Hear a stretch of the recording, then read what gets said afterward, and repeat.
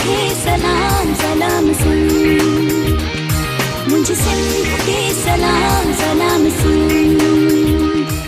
बिस्मिल्लाहिर्रहमानिर्रहीम, अस्सलाम वालेकुम, सुबह बख़ैर, गुड मॉर्निंग।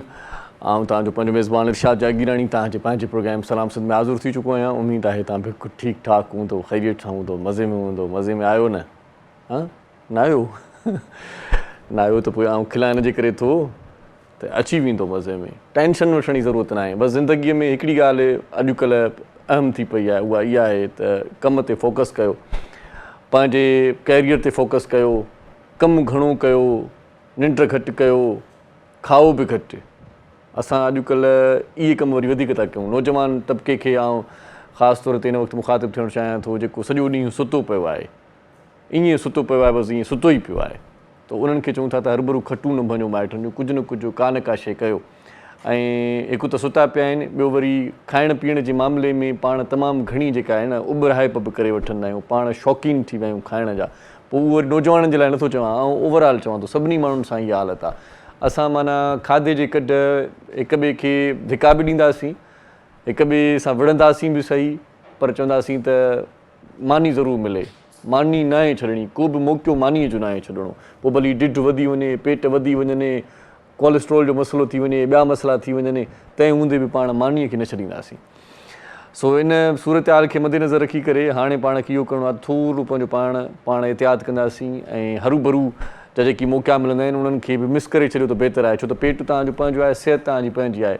मूं हिकिड़ी सर्वे ॾिठी हुई त जेको माण्हू मानी घटि खाईंदो आहे उहो पंहिंजी उमिरि खां 10 साल नंढो लॻंदो आहे, घटि माना उनजी उमिरि लॻंदी आहे, उमिरि चोर लॻंदो आहे। जेकी माण्हू घणी मानी खाईंदा आहिनि, घटि खाइण वारा उमिरि खां थोरा पंहिंजी जेका उन्हनि जी इहा रियल उमिरि हूंदी आहे उनखां घटि लॻंदा आहिनि, पर जेकी घणी मानी खाईंदा आहिनि उहे वरी पंहिंजी उमिरि खां वधीक वॾा लॻंदा आहिनि। खोड़ सारा अहिड़ा दोस्त आहिनि, महिरबानी दोस्त मुंहिंजा ख़ासि तौर ते, जेकी मुंहिंजे ई उमिरि जा आहिनि, पर सची ॻाल्हि इहा आहे, तव्हां मूंखे हाणे ॾिसो, मुंहिंजी उमिरि जा सभई दोस्त सफ़ा झूना थी विया आहिनि ऐं उहे बाक़ाइदा झूना लॻंदा आहिनि, कुराड़ा लॻंदा आहिनि। सो छा आहे, चवंदा आहिनि त असां खाधे पीते घराणे जाऊं, खाधे पीते घराणे जा बाबा, पेट पंहिंजो अथव, सिहत पंहिंजी अथव, ख़ुदा जी का सणाई अथव, एॾो खाधो पीतो छो? असां हर मामले ते का न का उंड ॾेई करे खाइण पीअण जी ॻाल्हि कंदा आहियूं। पाण वटि अक्सर इहो ट्रेंड थी वियो आहे। हाणे जेकॾहिं कोई पास थिए थो, चवंदा साईं पास थी वियो आहे, मुबारक बाबा, हाणे मानी ट्रीट असांखे ॾे, मानी खाराए असांखे।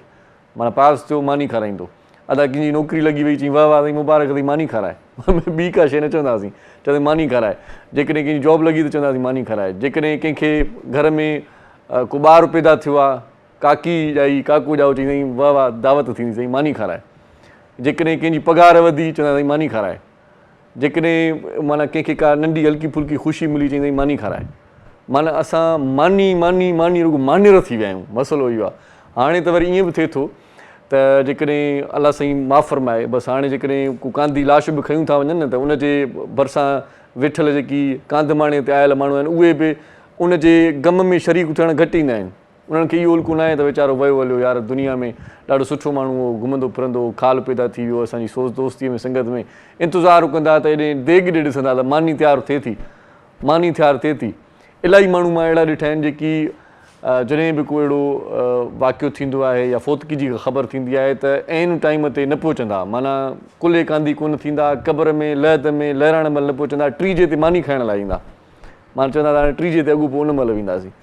सो इन्हनि शयुनि खे छॾे करे पाण थोरो जेकॾहिं पाण कंट्रोल कंदासीं न, सची ॻाल्हि इहा त पंहिंजी सिहत ॾाढी बहितरु थींदी। पाण वटि इहो बि आहे त पाण घणे खां घणो खाई वठंदा आहियूं। हूअं पाण वटि जेकी डॉक्टरनि सां मशवरो कयूं था या पाण करीम सल्लल्लाहु अलैहि वसल्लम जेकॾहिं उनजी ज़िंदगीअ ते पाण नज़र विझूं त उहे घटि खाईंदा हुआ। मतिलबु हिकिड़ो पासो जेको आहे सो उहो ख़ाली रखणु घुरिजे, माना कुझु गुंजाइश रखणु घुरिजे। पेट भरे सफ़ा ईअं डाईं करे पाण खे न छॾिजे जो सफ़ा ईअं हली न सघूं। के माण्हू ईअं माना मानी खाइण खां पोइ ईअं हली न सघंदा आहिनि, उथी न सघंदा आहिनि, अबा एॾो खाईंदा आहिनि। सो एतिरी मानी बि न खाओ, पंहिंजी सिहत जो तमामु घणो ख़्यालु रखो। घणी मानी खाइण सां पाण सुस्तु थी वेंदा आहियूं, चुस्त कोन थींदा आहियूं, पाण खां कमु घटि थींदो आहे, पोइ निंड अची वेंदी आहे, पोइ थोरो खाओ। ऐं के माण्हू वरी अहिड़ा आहिनि जेके हर हर पिया खाईंदा आहिनि, उन्हनि खे गुज़ारिश कंदासीं त हर हर खाइण खां बहितर आहे त टाइम पंहिंजो फिक्स कयो। ऑफिस में आयो, तव्हांजो जेको लंच टाइम आहे 1 खां 2 वॻे धारा, 1 खां 2 वॻे धारा, इन विच में ई तव्हां पंहिंजी मानीअ जो जेको आहे सो सिलसिलो रखी वठो त बाबा इन टाइम ते खाइणी आहे। कुझु बि ते पंहिंजा फाइल साइड रखणा आहिनि, कमु छॾणा आहिनि, मानी खाइणी आहे। टाइम ते जेको माण्हू मानी खाए थो उहो सिहतमंद रहे थो। बाक़ी हर हर चाॿो करणु, हर हर का शइ खाइणु, उहो माण्हू बि सही ठीक तरीक़े सां सेहतमंद ज़िंदगी न गुज़ारे सघंदो आहे। पर हाली सुबुह सुबुह सां इहो तव्हां सां हाल अहिवाल कटियोसीं। बाक़ी तव्हांखे सॼे मुल्क जी सूरत हाल जे बारे में त आगाही आहे ई आहे। पाण वटि छा थिए थो छा नथो थिए, सिस्टम डामाडोल लॻो पियो आहे, वफ़ादारियूं बि चेंज थियनि थियूं। PTI हिन वक़्तु तमामु घणी ॾुखियाईअ जो शिकार आहे। तहरीक इंसाफ़ जे सरबराह इमरान ख़ान ॻाल्हियुनि जी आछ बि कई आहे, पर वरी नवाज़ शरीफ़ साहिब जो हिकिड़ो ट्वीट आयो आहे, हुन चयो आहे त जेकी मुल्क दुश्मन आहिनि ऐं जेकी तक़रीबकार आहिनि, जेकी फितने पसंदि आहिनि, शरपसंद माण्हू आहिनि, उन्हनि सां कंहिं बि क़िस्म जो सहकार बि न कंदासीं, न ई उन्हनि सां कंहिं बि क़िस्म जी ॻाल्हि ॿोल थींदी। हालांकि जेतोणीकि इमरान ख़ान साहिबु चयो आहे त मुंहिंजी इन ॻाल्हियुनि वारी आछ खे मुंहिंजी कमज़ोरी न सम्झो वञे, ऐं हिन वक़्तु मुल्क जे लाइ कुझु करणु चाहियां थो, मुंहिंजूं ॻाल्हियूं ॿुधी वञनि, पर हुनजी ॻाल्हि ॿुधण लाइ को बि तयारु न आहे।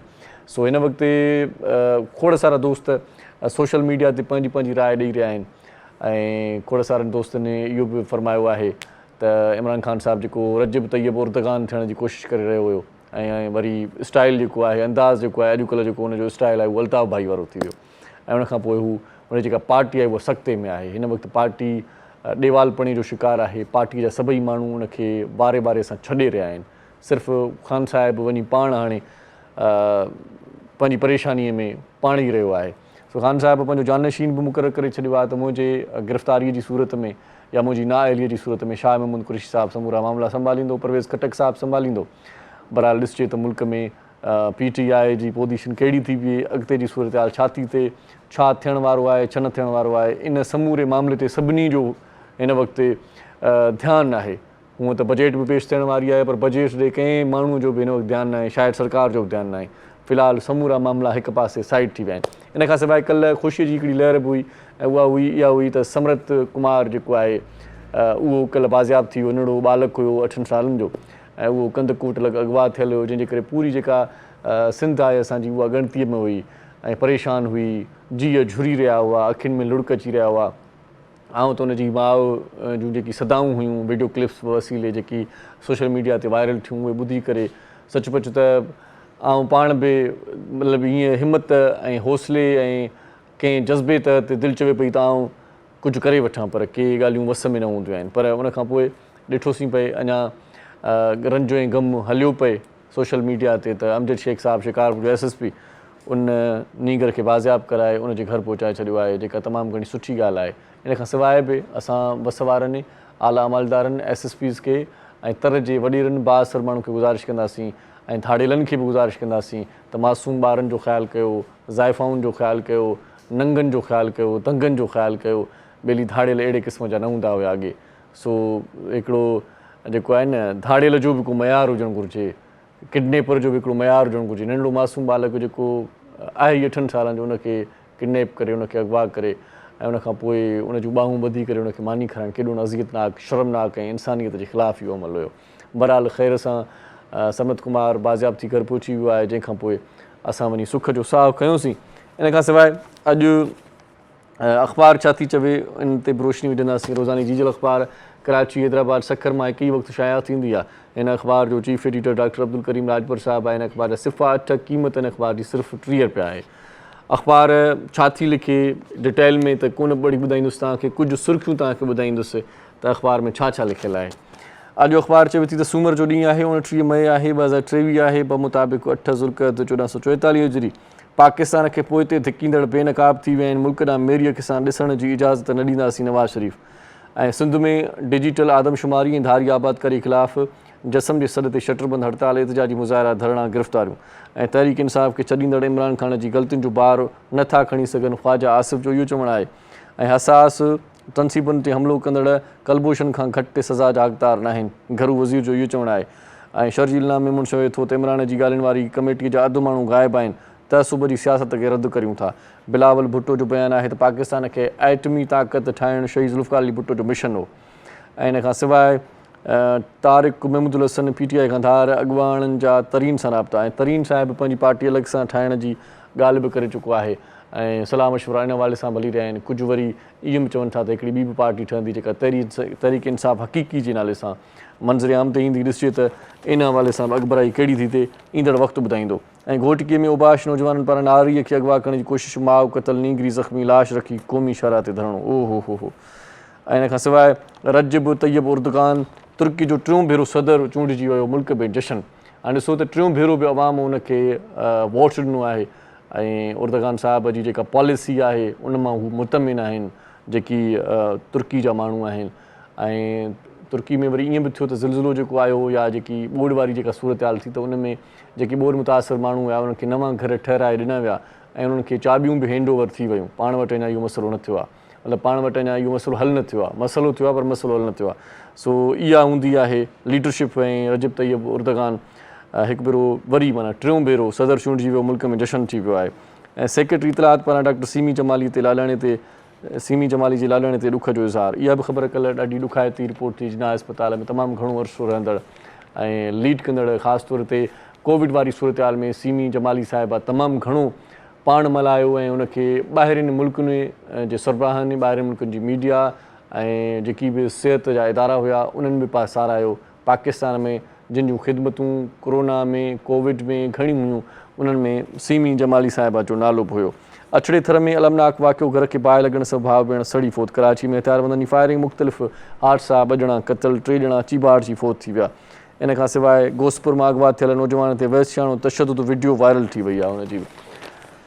ऐं इन खां सवाइ जेको बैक पेज आहे उन ते रांदियुनि जूं ख़बरूं बि आहिनि, शोबिज़ जूं ख़बरूं बि आहिनि। सितारा तव्हांजा छा था चवनि इन हवाले सां बि अख़बार में लिखियलु आहे। कारोबारी माण्हुनि सां तव्हांजो सुठो ॾींहुं आहे, कारोबारी मक़सदनि लाइ ओचितो सफ़र मुस्बत नतीजा ॾींदो।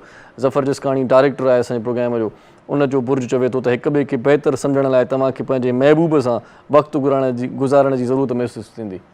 अञा महबूब जी ज़रूरत आहे त पोइ छा कयूं आहे। सो बहरहाल सुल्तान कैंसर जो जेको बुर्ज आहे उहो फरमाए थो उनजो जेको तालुक़ु आहे असांजे दोस्त तौफ़ीक़ अब्बासी सां आहे। मुश्किल सूरत हाल में परेशान न थियो, पुराणो दोस्त तव्हांखे इन समूरी मुसीबत मां ॿाहिरि कढण वारो आहे। ऐं दिलो चवे थो त तव्हां ॾाढा कमज़ोर हूंदा, तंहिं करे उन्हनि शयुनि खां परे रहो जेकी तव्हांखे नुक़सानु पहुचाइनि था। इन खां सवाइ शोबिज़ जी ख़बर में लिखियलु आहे त नंढनि शहरनि में इश्क ऐं प्यारु अञा बि बचियलु बाक़ी आहे। नवाज़ुद्दीन सिद्दीकी चवे थो नंढनि शहरनि में इश्क ऐं प्यारु आहे, माना जेकी नंढा नंढा शहर या ॻोठ आहिनि उन्हनि में इश्क ऐं प्यारु आहे। वॾनि शहरनि में मफ़ादी माण्हू थी विया आहिनि, मतलबी माण्हू थी विया आहिनि ऐं अहसासनि खां ख़ाली माण्हू थी विया आहिनि।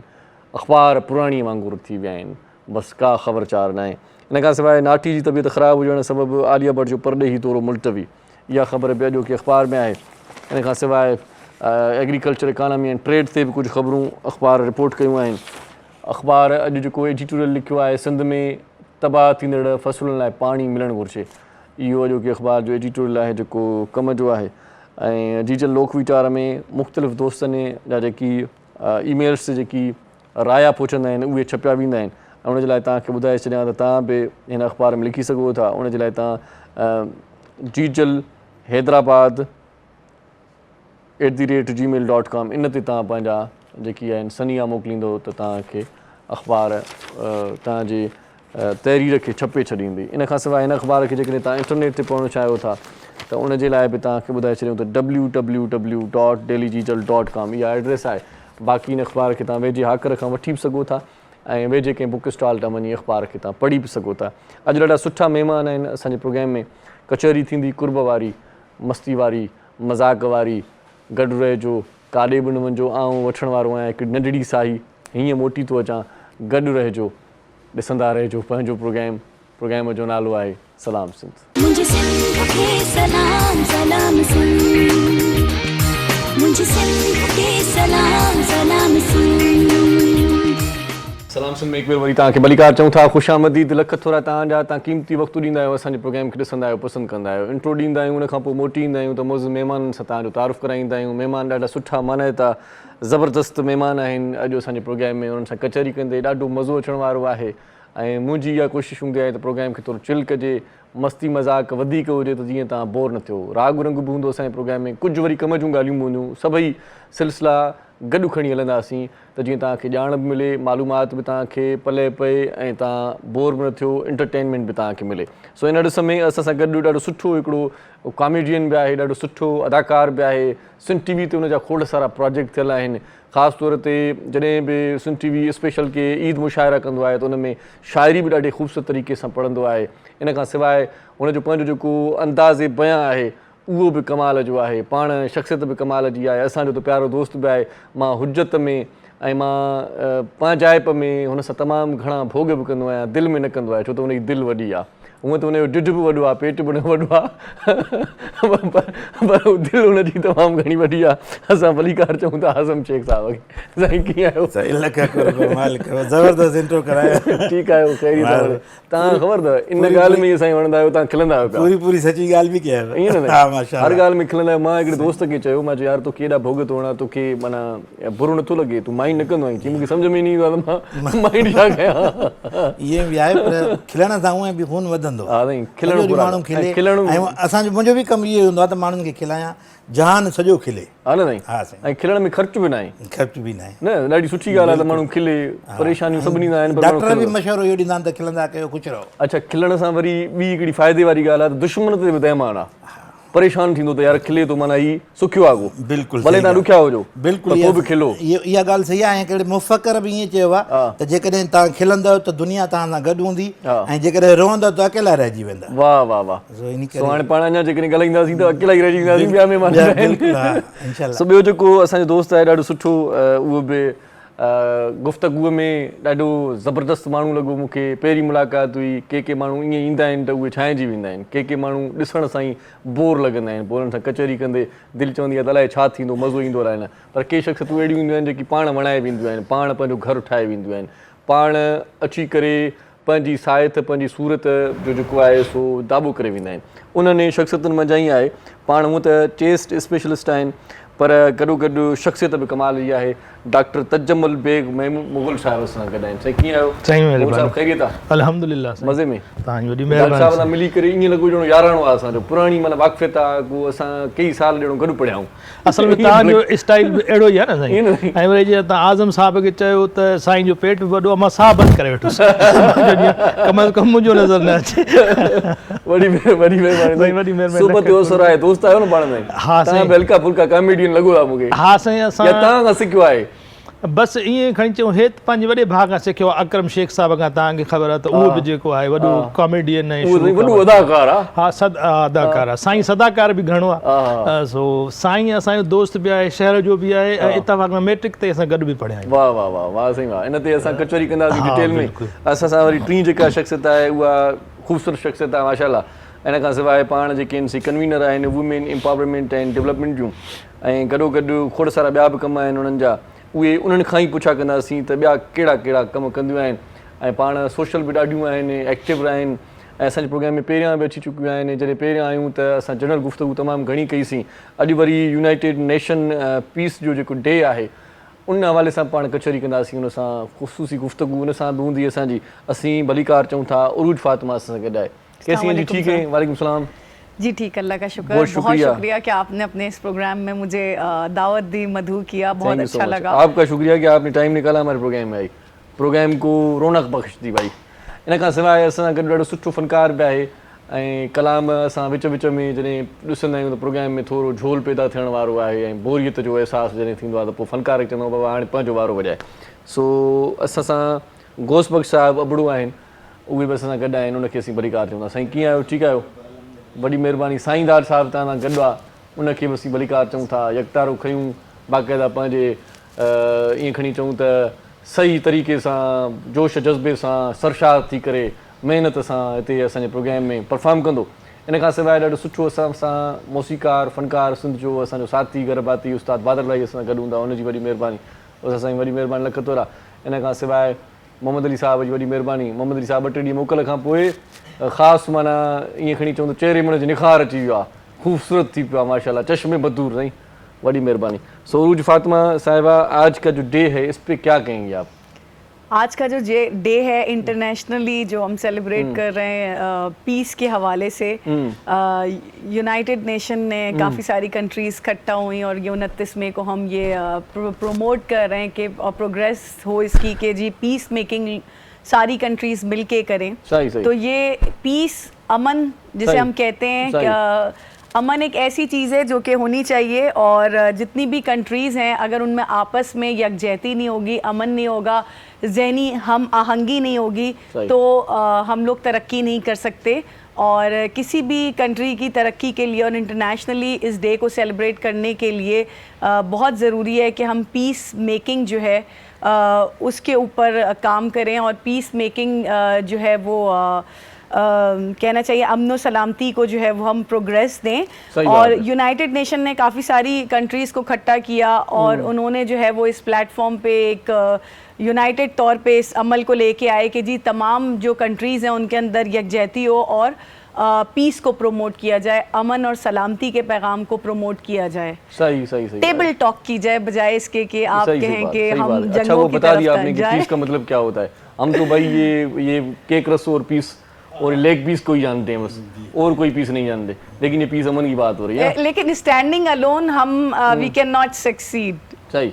तो इस वजह से जो है बहुत ज़रूरी है। आपने काफ़ी मज़ाखोरी भी इसमें ले आए हैं। मज़ाखोरी होनी चाहिए और कोई खोरी नहीं होनी चाहिए। बिल्कुल नहीं, इसमें एक मेरा सवाल है, अगर आप इजाज़त देंगे तो मैं करूँगा। इन्होंने कहा इंटरनेशनल पीस डे वो बिटवीन द कंट्रीज, ठीक है ना, मुल्कों के दरमियान। मेरा ख्याल है इसका आगाज़ जो है घर से होना चाहिए ना, ये भी आप पैगाम दें कि घर में भी पीस होना चाहिए, खुसूसन मियाँ बीवी का पीस, मोहल्ले वालों का पीस, शहर वालों का पीस, सूबे वालों का पीस। अगर हम अपने कंट्री की और अपने कंट्री के जाविये के हवाले से बात करें तो हमारे कंट्री के अंदर जो है वो डिप्रेशन बहुत ज़्यादा है और उसके बहुत सारे कॉन्सिक्वेंसेस हैं। पुअर्टी का एलिमेंट है, ठीक है, और ऐसी बहुत सारी चीज़ें हैं जिसकी वजह से आप कह रहे हैं कि फैमिली लेवल पे देखिए एक घर के अंदर पीस कब होगा जब उसके माली हालात खुशहाल होंगे, तंगी नहीं होगी। एक मेल जो होता है वो हमारे घर में अगर 6 या 7 अफराद हैं तो वो पूरी फैमिली को रन कर रहा होता है, ठीक है। जब वो एक बंदा रन कर रहा होता है तो सारा डिप्रेशन, सारी रिस्पॉन्सिबिलिटी उसके कंधों पे होती है। अगर आप इंटरनेशनली दूसरी कंट्रीज़ को देखें और आप चाइना की तरफ जाएं और आप देखें कि वहाँ पे क्यों खुशहाली है, क्योंकि वहाँ पे औरत भी बराबरी से उतना ही कंट्रीब्यूट कर रही है, उतना ही काम कर रही है जितना कि मर्द कर रहा है। तो जो रिस्पॉन्सिबिलिटी है वो डिवाइड हो गई। जब रिस्पॉन्सिबिलिटी डिवाइड होगी तो डेफिनेट सी बात है कि अमन और पीस आएगा। अब आप 7 लोगों का बर्डन एक के कंधों पे डाल देंगे और आप तवक्को रखेंगे कि उधर अमन होगा, डेफिनेट सी बात है वो आदमी ट्रांसफ़र करेगा अपना डिप्रेशन औरत में, औरत ट्रांसफ़र करेगी बच्चों में, तो वो चीज़ जो है हैंडल आउट करना न सही लाई थी भाई। पुछणो आहे त मायरा वेठी आहे सवाल जवाब ॾी पंहिंजे घर में ताईं पीस तव्हां जे आहे ताईं घर में कॾहिं माना कीअं कॾहिं कॾहिं न हूंदो आहे, बाक़ी अमूमन हूंदो आहे। अमूमन हूंदो आहे। आज़म साहब केक भी सही ॻाल्हि थो। अच्छा वाह वाह, केक पीस या लेग पीस साईं तव्हांखे वणंदो कहिड़ो पीस आहे साईं? अञा ॿियो कुझु पीस शो पीस? हा शो पीस थी सघे थो फर्स्ट क्लास न साईं? हा साईं। वाह वाह वाह, गुलाब जो गुल हुजे हुन में शो पीस हुजे। हा शो पीस गुलाब जो गुल, गुल माना गुलाब जो तव्हांखे वणंदो? बिल्कुलु सही। गुल ख़ुशबू में त वरी के ॿिया बि न ज़ोर आहिनि हुन में। जी हा बिल्कुलु ईअं न? बिल्कुलु। वाह वाह, हाणे तव्हां माशाल्लाह घणनि सालनि जा थी विया नंढपण खां मां तव्हां ईअं थो ॾिसां। हाणे बसि रिटायरमेंट 6 महीना आहिनि बाक़ी। अच्छा माना हिन जो मतिलबु आहे 60 के अची पहुता हो। हा न पर ईअं थींदो आहे कॾहिं कॾहिं रिटायरमेंट वक़्त खां अॻु बि वठिबी आहे। न 60 ते पहुता आहियूं। 60 ते कांटो अची वियो। छो जो डॉक्टर साहब मां ॿई क्लास फेलो आहियूं, डॉक्टर साहब रिटायर थी वियो। अच्छा ऐं आऊं हाणे 6 महीना आहिनि। वाह वाह। न रिटायर न चयो, तव्हां चयो 60 साल है। 60 साल है रिटायर माना लफ़्ज़ ख़राबु आहे न साईं? रिटायर माना ईअं एहसास कमतरी माण्हू हाणे मां रिटायर थी वियो आहियां। और सबसे मज़े की बात ये कि आप लोग तो अपनी गुफ्तगू में लगे हुए थे कि ये जो आपका मीडिया है इसका बड़ा एक अहम किरदार है, एक बड़ा अहम रोल है पीस को प्रमोट करने में। डेफिनेट सी बात है, एक आवाज है, लोगों को एक अवेयरनेस देनी है। वाह वाह, मीडिया का बहुत रोल है। बहुत डेफिनेटली। तो if you are celebrating this day that's mean you are promoting it. हम अच्छे तरीके से सेलिब्रेट कर रहे हैं, पीस का माहौल है, कोई भी झगड़ा नहीं है हमारे बीच में। जी बिल्कुल। साईं तव्हां टेस्ट स्पेशलिस्ट आहियो, सीने जूं कहिड़ियूं कहिड़ियूं बीमारियूं हूंदियूं आहिनि, थोरी मूंखे तफ़सीली थोरी रोशनी विझो, छा मसला हूंदा आहिनि? हा, सभ खां वॾा मसला असां शुरू कयूं अहमियत जेको आहे रखण वारो असांजे मुल्क में ख़ासि तौर ते। जी साईं। टीबी या तपेदक या सिल जंहिंखे कंहिं ज़माने में छाती सां तालुक़ु रखे थो पियो, लेकिन इहो ज़हन में हुजणु खपे त टीबी सिर्फ़ु छातीअ में न थींदी आहे। अच्छा। जिस्म जे कंहिं बि हिसे में टीबी थी सघे थी। सही। ठीकु आहे, उहा चमड़ी हुजे, उहा तव्हांजी अखि हुजे, दिमाग़ हुजे, हॾी हुजे, ठीकु आहे, जिगर हुजे, पेट हुजे, हर जाइ ते जेको आहे टीबी थी सघे थी पई। इहा सभ खां अहम आहे। इन में जेका हिकु ख़राबु ॻाल्हि आहे उहा इहा आहे त असांजे सॼी दुनिया में जिन बि मुल्कनि में टीबी घणी आहे सम्झो न, उन जी हिकिड़ी रैंकिंग ठाही वई, उन में असां 5 नंबर ते आहियूं। अच्छा, हा, त इहो तमामु घणी ॾुख वारी ऐं तवजह तलब साईं असांजे माण्हुनि जो हाल न आहे। हुननि जी कोशिशि आहे त असां पहिरें नंबर ते अचूं। पहिरें नंबर ते अचूं, सही ॻाल्हि आहे। इन्हनि ॻाल्हियुनि में अचूं था पिया, असां इन्हनि ॻाल्हियुनि में चवंदा आहियूं असां गोए खणी वञूं ऐं पहिरें नंबर ते अची वञूं, पहिरें नंबर ते अचूं, या वरी हुन जेकॾहिं मेरिट जे हिसाब सां आख़िरी नंबर ते अचूं। सही सही, हा, जीअं असांजो इंसाफ़ जूं जेको आहे नंबर माशाअल्लाह सेकंड लास्ट आहे। हिकु बसि इनशाला हिन हिकु ॿिनि केसनि खां पोइ थी वेंदो, उहो बि आख़िरी में अची वेंदासीं। ऐं उन खां अलावा ॿी जेका अहम असांजी बीमारी आहे उहा आहे दमो। हा, दमा 2 क़िस्म जा थींदा आहिनि। सहको जंहिंखे चवंदा आहियूं, ठीकु आहे न। उहे बि आम तौर ते माण्हू हिकु ई सम्झंदा आहिनि, पर 2 क़िस्मनि जा थींदा आहिनि। हिकिड़ो इहो हूंदो आहे जंहिंखे आम लफ़्ज़नि में एलर्जी जो दमो चवंदा आहियूं, ठीकु आहे न। ऐं उहो ख़ासि तौर ते फैमिलीज़ में रन कंदो आहे, यानी ख़ानदानी मोरूसी बीमारी आहे, सम्झो न। उहा इहा बीमारी न आहे त हिकु मरीज़ खां ॿिए मरीज़ खे लॻे, ईअं नथो थिए। लेकिन टीबी हिक खां ॿिए मरीज़ खे लॻी सघे थी। जेकॾहिं टीबीअ जे मरीज़ जो इलाजु नथो थिए ऐं 1 साल ताईं उहो ईअं रहे थो बग़ैर इलाज जे, ऐं उनखे टीबी आहे, त उहो 1 साल में घटि 15 ॿिया मरीज़ पैदा कंदो। माना टीबीअ जे मरीज़ जा थांव हंध बिस्तर अलॻि हुजणु घुरिजनि? न, हंध बिस्तर अलॻि ऐं थांव अलॻि हुजणु को ज़रूरी न आहे। कीअं लॻंदी साईं टीबी? लॻंदी ईअं ॻाल्हाइण सां, खिलण सां। अच्छा, ठीकु आहे न। या तव्हां हिते वेठा आहियूं, जेके असांजा आदाब आहिनि, जेकॾहिं मां हिते इहे खां थुक फिटी कयां, अच्छा, सम्झो न, उन थुक में जेकॾहिं जरासीम हूंदा, पर इहो त वरी ठीकु आहे, पर जेकॾहिं उनजे थांव में पीऊं त पोइ उन मां कुझु न थींदो। अच्छा, हा, पर जेकर मां हाणे इन कप में चांहि पीआं तव्हांजी, इन में वरी खंघि करे, यानी उहे जरासीम खंघि जे मार्फत अचंदा, या खिलंदासीं, ठीकु आहे न, या रड़ियूं कंदा, जंहिंसां असांजा ज़रात जेके आहिनि वात मां, जेके तव्हां अक्सर ॾिठा हूंदा, कुझु ईअं बि नज़र ईंदा आहिनि माइक्रोस्कोप ते। टीबीअ जो मरीज़ खिले त ख़तरो आहे, रोए त ख़तरो न आहे। रोए त ख़तरो न आहे, पर रोए बि रड़ियूं करे न रोए, उन में बि ख़तरो आहे। कोशिशि इहा करे त जेकॾहिं खिल अचे थी, निछ अचे थी, छिक अचे थी, त हे तरीक़ो आहे। जीअं अॼुकल्ह तव्हां ॾिठो हूंदो कोरोना में ख़ासि तौर ते इहो थियो, त हे तरीक़ो आहे, इहा मुंहं ते कपिड़ो। कीअं कोरोना असांखे वरी माना जीअं पाण ॿहिराड़ीअ में अॻे ईअं कंदा हुआसीं त माण्हू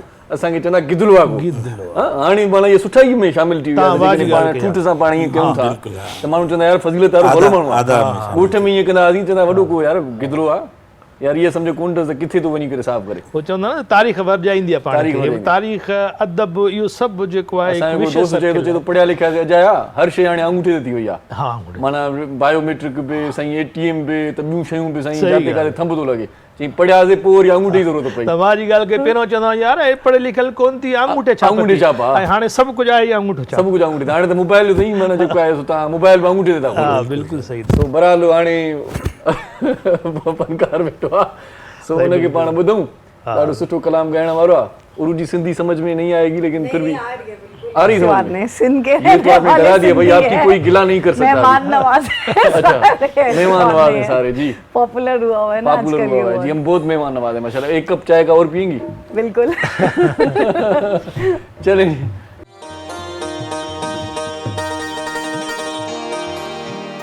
होला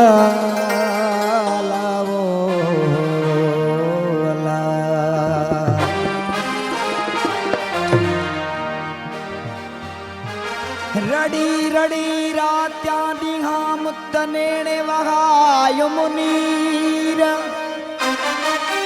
दुखी पंहिंजे दुख जा छा करे बाबू नज़ीर, सीने सूर सवा थिया अची चाक पवन ता चीर, सोना चीज़ लॾिस फ़क़ीर जेके सूरन मंझि सड़ी विया, अला अला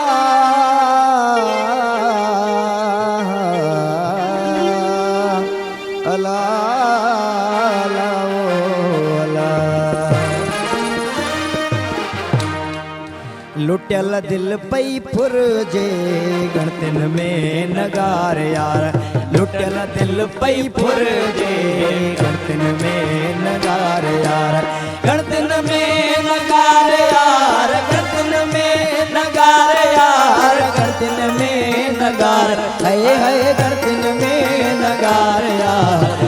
लुटियल दिल पई फुरजे गणतिन में नगार यार लुटियल दिल पई फुरजे गणतिन में नगार यार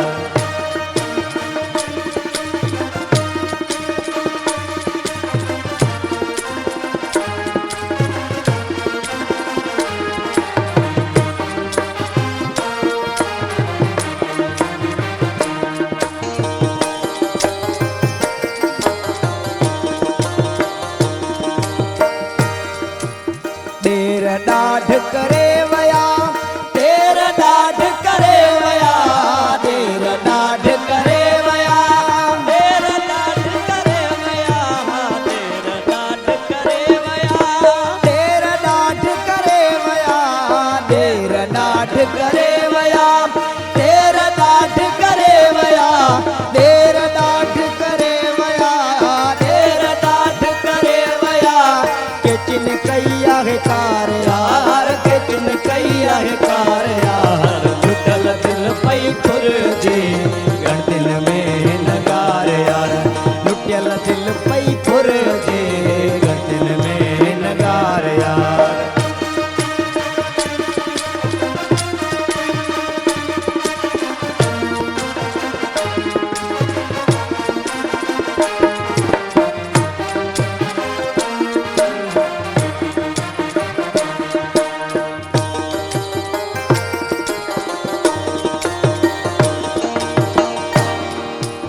ससुई सूरन में सड़ी ससुई सूरन में सड़ी है ससुई सूरन में सड़ी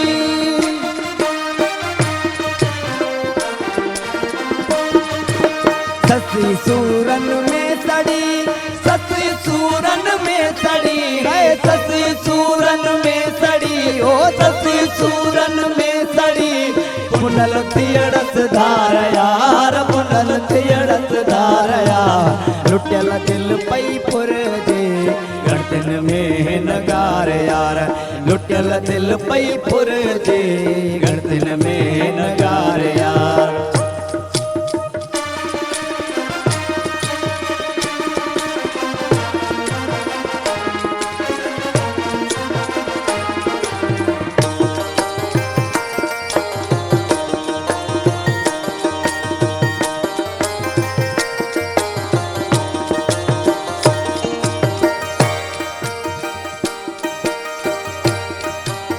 हाणे हाल दुखियो थियो हाणे हाल दुखियो थियो हाणे हाल दुखियो थियो हाणे हाल दुखियो थियो हाणे हाल दुखियो थियो हाणे हाल दुखियो थियो सुतत लहज संभाल यार सुतत लहज संभाल यार लुटियल दिल पई फुरजे गणतिन में नगार यार लुटियल दिल पई फुरजे गणतिन में नगार यार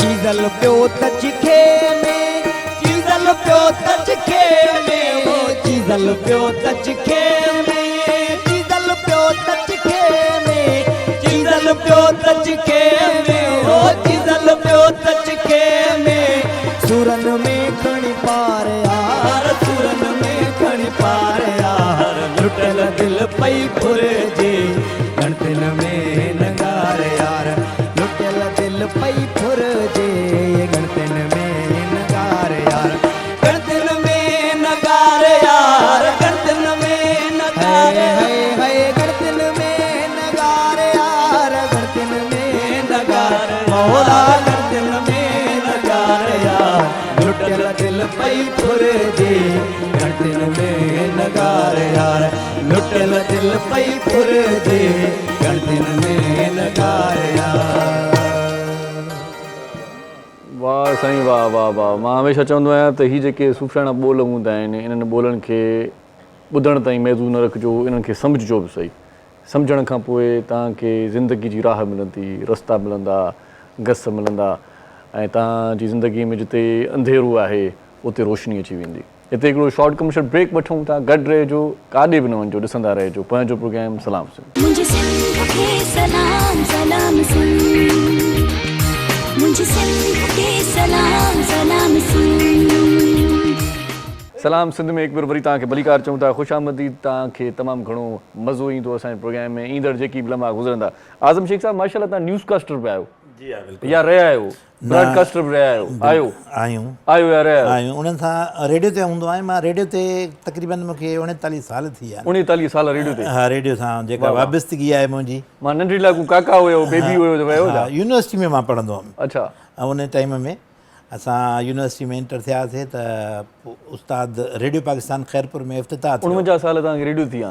39 साल। 39 साल, सही। हा, मां 49 साल थी विया आहिनि त यूनिवर्सिटी में कीअं पढ़े? 60 साल जी उमिरि में 11 साल में यूनिवर्सिटी कीअं? न 39 साल थिया आहिनि तक़रीबन। रेडियो नंढड़ो हिकिड़ो स्टूडियो ठहियो हुयो, हिकिड़ो नंढड़ो कमरो हुयो। किथां रेडियो स्टार्ट? ख़ैरपुर में। ख़ैरपुर में? हा, पंहिंजे शहर में। सही सही। इहो सचल अकेडमी जे भरिसां जेका? हा, नंढड़ो बिल्कुलु। त पहिरियां त हाणे जेका ऑफिस आहे हिते पोइ आई, हाणे त वॾी थी रेडियो पाकिस्तान। इफ़्तिताह जेॾी महिल थियो, नंढड़ो हिकिड़ो कमरो इफ़्तिताह थियो हुयो। उन में हिकिड़ो ई स्टूडियो हूंदो हो। पोइ उन में उस्ताद अल्ताफ़ वसीम साहिबु हूंदो हो असांजो, उहो उन में मज़ाहिया ख़ाका लिखंदो हुयो। अच्छा अच्छा। पोइ असां चयो साईं असां बि हलूं था अॼु घुमणु। वसीम साहिबु अञा आहे? हा, अञा हयात अलाह साईं हुनखे सिहत ॾे, डॉक्यूमेंट्री ॾिसनि थियूं। बिल्कुलु तमामु सुठो उस्ताद आहे। ऐं अल्ताफ़ वसीम मंगी? हा साईं, बिल्कुलु। हा साईं। पोइ उन सां गॾु 2-3 छोकिरा ॿिया बि असां गॾिजी वियासीं। उते जो वेठा हुआसीं त हाणे उहा मुंहिंजी एंट्री हुई, उहा ईअं सम्झो। सही सही। उते पहुतासीं जीअं असां त उते हिकिड़ो नसीर सुमरो साहब प्रोड्यूसर आहे, उहो हाणे रिटायर थी वियो आहे। सही। उहो मज़ाहिया ख़ाकनि जी रिकॉर्डिंग पियो करे। सही सही। पोइ हाणे रेडियो में तस्वीर त कान ईंदी आहे। सही सही। पोइ उन में हिकिड़ी दुल्हन माना कुंवार खे रोअणो हुयो। हा। पोइ उन कुंवार जेको रोअणो हुयो उहो परेशान हुयो। अॻे फ़ोन बि कोन हुआ, मोबाइल फ़ोन बि कोन हुया। पोइ परेशान हो त छोकिरी न आई, उहो ॾाढो तबाही में हुयो, घुमे पियो फिरे पियो। पोइ हुन उस्ताद अल्ताफ़ साहिबु चयो न आई आहे छा अञा छोकिरी, जेको नालो खईं हुनजो की न आई आहे। मां चयो साईं इहा कहिड़ी ॻाल्हि आहे, रेडियो में तस्वीर थोरी मां रोई ॾेखारियां कुंवार वांगुरु।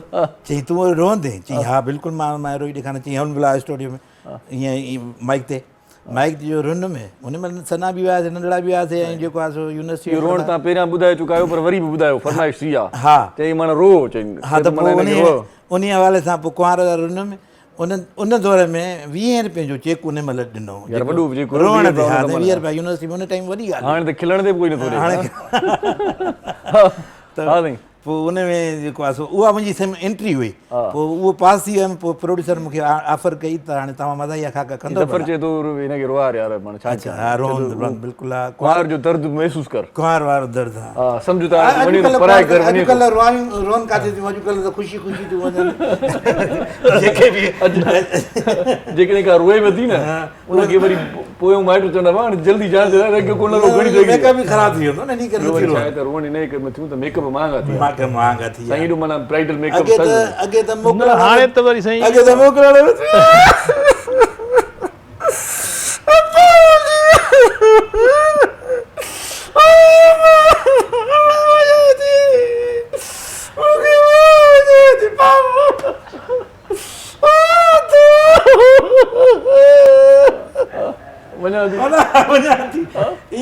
थोरो थोरो सुरीले में रोअंदियूं हुयूं। इहो साईं कुंवार जो रोअण त कोन, इहो त अॻे फोदगी जो रोअण।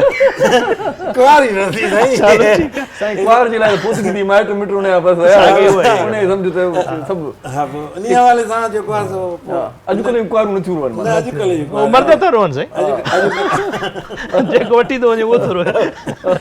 उहो परेशान आहे। सही सही। हाणे माना घोट रोअनि था। त कुझु अर्से खां पोइ ज़रूरु रहंदा हूंदा। हा, सही था चओ, सही था चओ। हा साईं। पोइ इहो पोइ वरी रेडियो ते पोइ कंटिन्यू थियासीं। ऐं पोइ मज़ाहिया ख़ाकनि में एंट्री थी वई सम्झो। पोइ हर हफ़्ते प्रोग्राम थींदो हुयो। पोइ हर हफ़्ते प्रोड्यूसर साहिबु घुराईंदो हुयो। पोइ वरी उन खां पोइ नई जंहिंमहिल ब्रॉडकास्ट रेडियो पाकिस्तान जो इफ़्तिताह थियो, पोइ उन में बाक़ाइदगी सां अनाउंसर जो असां अॻे अनाउंसर हूंदा हुआ, कंपेयर त हाणे थिया आहिनि। कंपेयर वंपेयर कोन हूंदो हो।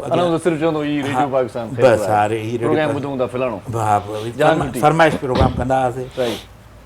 पोइ हुन में असां ऑडिशन ॾिनोसीं। काफ़ी छोकिरा हुया। इहो मूंखे ॿुधायो तव्हां ख़ूबसूरत कहिड़े ज़माने में हुयो? ख़ूबसूरत अञा बि आहियां मां। ख़ूबसूरत मां मूंखां पुछो त जेको मां ख़ूबसूरत आहियां।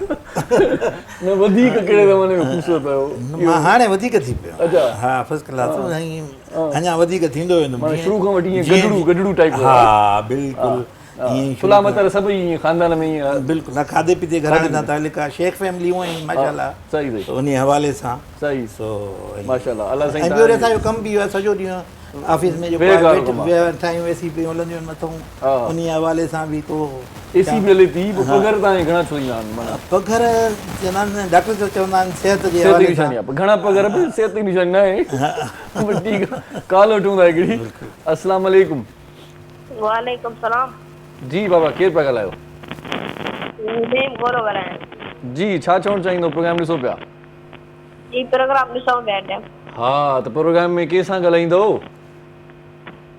साईं हा कंहिंसां ॻाल्हाईंदो चाकर चांडियो बि वेठो आहे याकूब बि वेठो आहे कंहिंसां ॻाल्हायो जी चाकर सां ॻाल्हाइणो आहे चाकर हा चाकर ॻाल्हाए जीअं था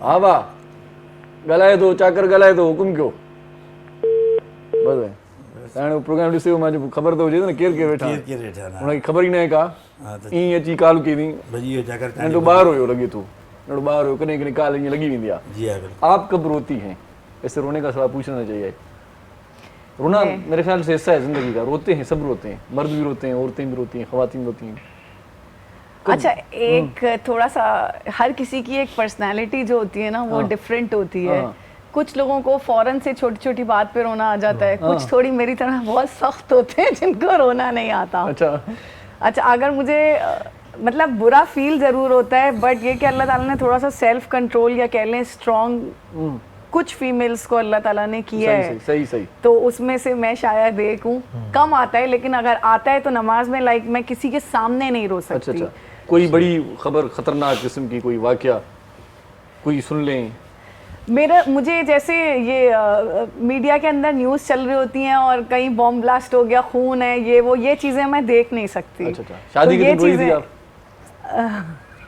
नहीं रोई थी सच नहीं सही कहा आपने हंस के गई थी ये भी हाँ तो ये है कि रोने की जहाँ तक बात है कि हर किसी की पर्सनालिटी डिफरेंट होती है रोने के हवाले से हंसती ज़्यादा हैं आप हंसती भी ज्यादा कह लें कि नहीं हो लेकिन ये कि एक अंदाजा हो रहा है हंसती ज्यादा है वैसे हंसना अच्छी बात है सेहत के लिए अच्छा रहता है खून बढ़ता है इसमें खून बढ़ता है रोना नहीं चाहिए मेकअप खराब हो जाता है दुनिया आपके साथ चलेगी नहीं अगर आप बहुत ज्यादा रोते बसूरते रहेंगे प्रॉब्लम सबकी जिंदगी में आती हैं हर दूसरा बंदा अच्छी बुरी चीजें फेस कर रहा होता है बट बेहतर ये है कि आप बजाय इसके कि उन प्रॉब्लम्स को हावी कर लें और बजाय इसके कि अपना एटीट्यूड मूड सबके साथ बिगाड़ लें कंटिन्यू रखते हैं एक कॉल है बिल्कुल लीजिए कॉल ले क्योंकि उनका बैलेंस खत्म हो जाएगा बद्दुआएं देंगे और वो भी तो पहले से ट्राई कर रहे होंगे ना अस्सलाम वालेकुम के लिए वालेकुम सलाम जी केर पे ॻाल्हायो बाबा साईं गोलो ॻाल्हायां पुछायो साईं साईं ख़ैर मज़े में कंहिंसां ॻाल्हाईंदो जी साईं हाल जो प्रोग्राम कीअं पियो हले प्रोग्राम नहीं असांजो भलो थो हले सफ़ा VIP तव्हांजो प्रोग्राम कीअं थो हले प्रोग्राम सही हले त तव्हां ॾिसी रहिया आहियो टीवी ते ईअं न को सवाल आहे कंहिंखां पुछा कंदो का ॻाल्हि ॿुधाईंदो को गीत झूंगारींदो को गानो ॻाईंदो का फरमाइश आहे छा कंदो ॿुधायो असांजे प्रोग्राम में कॉल कई अथव गानो का तव्हां ॿुधायो गानो ॿुधाईंदो ॿुधायो तव्हां ॿुधायो मां ॿुधायां मां अॼु फनकार घुराया आहिनि ॿ यकतारे चपड़ी वारा और उहे शुरू करायो असांखे शुरू करायो हुनखे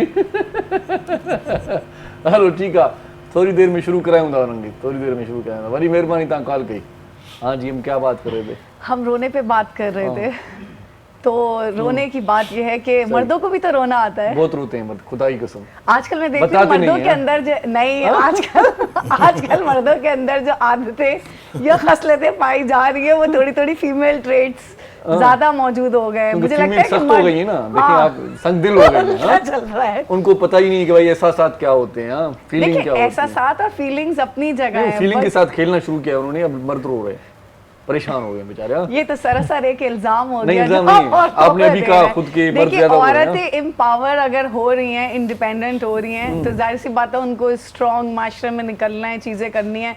अगर वो अपने आप को बहुत ज़्यादा नरम शो करेंगी तो उनके लिए सर्वाइवल और movement will be very difficult और टफ हो जाएगी। तो जब आप बाहर निकलते हैं तो आपको थोड़े से मर्दाना ट्रेड्स कैरी करने पड़ते हैं, जो कि निस्वानियत के लिए तो अच्छे नहीं होते। उसके लिए आप अपने चेहरे पे स्माइल ही रखें। लेकिन वैसे आपको पता है कि मर्द रोते हैं? किसी ने बताया? मर्द रोते हैं, बल्कि देखा है आजकल तो किसी मर्द मर्द, को रोते हुए आपने? हाँ देखा है, बिल्कुल रोते हैं ना मर्द, रोते हैं। जो ये समझते हैं कि मर्द नहीं रोते वही मर्द रोते हैं। मर्द रोंदा आहिनि, उहे वक्त हूंदा आहिनि। अमिताभ बच्चन जो डायलॉग यादि अचे थो, मर्द को दर्द नहीं होता पर रोंदा आहिनि उहे। रोंदा तॾहिं आहिनि मर्द जॾहिं उन्हनि जी न्याणीअ जी रुख़सत मेरा थींदी पप्पू कहते हैं हाँ, मगरमच्छ के बेशक, आंसू वो रोंदो रोते आहे, हैं पीउ मर्द। रोंदो आहे, बेशक पीउ रोंदो आहे पोइ तव्हां बिल्कुलु। मर्द तॾहिं रोंदो आहे मेरे बच्चो पास- जॾहिं बीमार हुजे, बीमार। परेशान थींदो आहे, मर्द तॾहिं रोंदो आहे। मर्द तॾहिं रोंदो आहे जॾहिं उनजी अमड़ गुज़ारे वञे, तॾहिं रोंदो आहे। तव्हां उन रोअण ॾिसो न, केरु थो चए मर्द न रोंदो आहे? मर्द रोते हैं, बहुत ज्यादा रोते हैं। मगरमच्छ के आंसू भी तो रोते नहीं हैं। नहीं, मगरमच्छ के आंसू नहीं। अच्छा, वो बेवकूफ खवातीन बनाने हो वाला सकती हैं इस तरह से। मर्द भाई रियल में रोता है, वो ऐसे ड्रामेबाजी नहीं करता। मर्द जॾहिं बि रोंदो असली रोंदो। असली रोंदा, न सही नहीं, ॻाल्हि ओड़े त मथां थी सघे थी, मर्द रोंदो ई असली आहे। मुख़्तलिफ़ स्टेजिस आहिनि न साईं। अच्छा, अगर औरत रो रही है तो ड्रामेबाजी, इसीलिए मैं रोती नहीं। यही वजह है मेरे नाम नहीं, ज्यादा रोना ड्रामेबाजी है, कभी कभार रो लिया करे। पता है रोने के फवायद में बताऊं, एक तो आपका दिल बड़ा अच्छा खूबसूरत नरम हो जाता है, और दूसरा ये कि आपकी जो आंखें हैं उनके वो जो साफ आंसू हो हैं, जाती हैं। आंसू निकलने के बाद आंखें साफ हो जाती हैं, सही ॻाल्हि आहे। दिल अल्लाह की तरफ बढ़ जाता है, वो कनेक्शन वहाँ पर है। आप चलिए, आवाज आ रही है, लोग कॉल ले के- लेते हैं। आजकल का दौर वो है कॉल कि- ले लेते हैं जी। हाँ, बिल्कुल अस्सलाम लीजिए। वालेकुम। वालेकुम अस्सलाम। साईं केरु पिया ॻाल्हायो? ॻाल्हायां शिकारपुर शहर खां। साईं शिकारपुर शहर साईं वॾी महिरबानी साईं, छा चवणु चाहींदो? ॿियो ख़ैर आहे? मौला जो करम आहे साईं, रखियो हुजे भरम आहे साईं, कराची जी मौसम गरम आहे साईं, तव्हां ॿुधायो? कराची जी मौसम गरम आहे, जी साईं जी। पर तव्हां त थधा आहियो न? न साईं, असां बि ईअं सम्झो त गरम ई लॻा पिया आहियूं। अच्छा साईं, अर्ज़ु आहे हिकिड़ो असांजो, जी साईं। तव्हांजे ज़ात खां त शाइरी तव्हां असांजा तमामु पसंदीदा होस्ट बि आहियो, शाइर बि आहियो, कंपेयर बि आहियो, सभु कुझु आहियो। साईं मां ख़ादिम आहियां, साईं मां ख़ादिम आहियां। अलाह साईं तव्हांखे आबाद करे। मां तव्हां खां इहो अर्ज़ु कंदो शाइरीअ जे हवाले सां, त शाइरीअ में हिकिड़ी टे ॻाल्हियूं लिखी वेंदियूं आहिनि। जी साईं। त वाह, हीउ जेको आहे सो फिल बदी शाइरी आहे, हाणे जो हाणे, ॿियो वरी इल्हाम थियो आहे हाणे जो हाणे। जी साईं। टी आहे अखरनि जी कारीगरी, इंसान जे ज़हन जी कारीगरी। तव्हां ॿुधायो। साईं मां टिनी शयुनि ते तबाह आज़माई करे चुको आहियां। हिकु त कॾहिं कॾहिं इलामी सूरत हाल थींदी आहे त लिखी वठंदो आहियां, कॾहिं कॾहिं जीअं हाणे सूरत हाल आहे त फिल्बदी बि को शेर ठाहे वठंदो आहियां माहौल खे ॾिसी करे, ऐं कॾहिं कॾहिं का शइ असाइनमेंट मिलंदी आहे त बाबा हीउ कमु करिणो आहे, ही सिलसिलो आहे, हिन मौज़ूअ ते तव्हांखे लिखिणो आहे, त उहो बि करे वठंदा आहियूं। टिनी शोबनि ते, टिनी कमनि में पंहिंजो थोरो थोरो मां पाण खे आज़मायो आहे, ऐं अलहमदुलिल्लाह उन में मक़सद में कामयाबु थियो आहियां। अच्छा, हाणे तव्हां मुतफ़िक़ कहिड़ी शइ सां आहियो जंहिंसां तव्हांजी दिलि मुतमइन हुजे? हा, दिलि मुतमिन त जेका साईं पाण अचानक जेका शइ अची वेंदी आहे न, जंहिंखे तव्हां इलाम चवंदा आहियो, ऐं आमद जेका थींदी आहे उन में असरु हूंदो आहे, उन में सोज़ हूंदो आहे, उन में रम्ज़ हूंदी आहे, उन में चस हूंदो आहे, उन में रस हूंदो आहे, बाक़ी त ठीकु आहे। वाह वाह, हा बिल्कुलु सही आहे साईं। अलाह साईं तव्हांखे ख़ुशि रखंदो, अलाह साईं तव्हांखे अञा तरक़ी ॾींदो, दुआ में यादि कजो, मौला सिहत सलामत रखो। साईं वॾी महिरबानी, लख थोरा साईं, तव्हां असांजे प्रोग्राम में कॉल कई, तव्हांजी वॾी महिरबानी साईं। ॾिसो प्यारु कंदा आहिनि माण्हू, इहे असांजो सरमायो आहे, हिन में कोई शक न आहे। वाह वाह। आज़म शेख साहिबु, तव्हांखे कॾहिं कंहिं चयो तव्हांखे रेडियो ते ॾिसंदा आहियूं असां? हा, रेडियो ते ॾिसंदा न, असांजा वाक़िया अहिड़ा न, ईअं थी सघे साईं रेडियो जे भरिसां को गुज़रंदो हुजे, चयो साईं तव्हांखे रेडियो ते ॾिसंदा साईं, आहियूं, असांजो माण्हू आवाज़ आवाज़ ॿुधी करे असांखे सुञाणींदा आहिनि। हा। मां इस्लामाबाद खां मां 11 साल रेडियो पाकिस्तान जी ख़बरूं पढ़ंदो हुअमि, पोइ इन हवाले सां तो चवां त जेॾीमहिल असां वेंदा हुआसीं वापसि ख़ैरपुर ईंदा हुआसीं, पोइ मां हिकिड़े ॾींहुं टिकेट पियो वठां, जीअं असां न्यूज़ में अस्सलाम वालेकुम चवंदा आहियूं, त हुन टिकेट जेको ॾिए पियो हुनखे अस्सलाम वालेकुम चयुमि, त हुन यकदम में चयो, साईं हिकिड़ी ॻाल्हि पुछां तव्हांखां? मां पुछो कि तव्हां आज़म शेख आहियो? मां चयुमि हा बिल्कुलु, ऐं चयईं साईं तव्हां अस्सलाम वालेकुम ख़बरूं पढ़ंदा आहियो न? पोइ हुन मूंखे गेट खोलियो, विहारियो, चांहि पीआरी, टिकेट ॾिनई, हुन खां मतिलबु इहो टिकेट जा पैसा ॾियणा खपनि मूंखे बि, ईअं न आहे।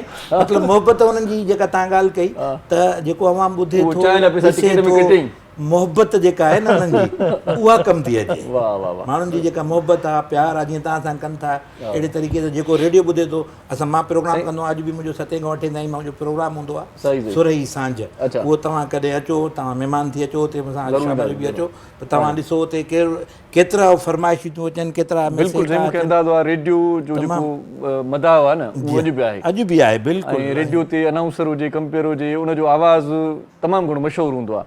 ईअं ई मशहूरु हूंदो आहे बिल्कुलु। जीअं लाहौती शरबत वारो। हा लाहौती शरबत उनजो आवाज़ु 5 रुपया गिलास आहे। हिकु कलाम ॿुधूं था, मज़ाक बि कयूं था। बिल्कुलु सही। सो डॉक्टर साहिब इजाज़त आहे? वाह वाह साईं, साईं वाह वाह।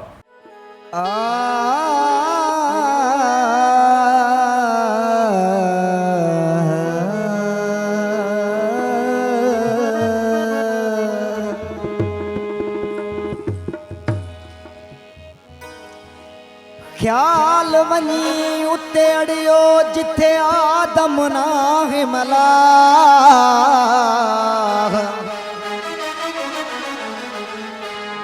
न की चोॾहं तबक हुया, न शमश कमर जो शुआव, न काबो न किबिलो, न ही पाण अलाह अनवर साण अदा ॾसियो कई त कयूं पए ॻाल्हिड़ियूं। मेरे घर में सजा गाजी का अलम और दर पे लिखा है आली मदद। मेरे घर में सजा गाजी का अलम और दर पे लिखा है आली मदद। मेरे सर पे साया पंजतन का, मेरे सर पे साया पंजतन का, सुबह शाम सदा है आली मदद। मेरे घर में सजा गाजी का अलम और दर पे लिखा है आली मदद। मेरे घर में सजा गाजी का अलम और दर पे लिखा है आली मदद।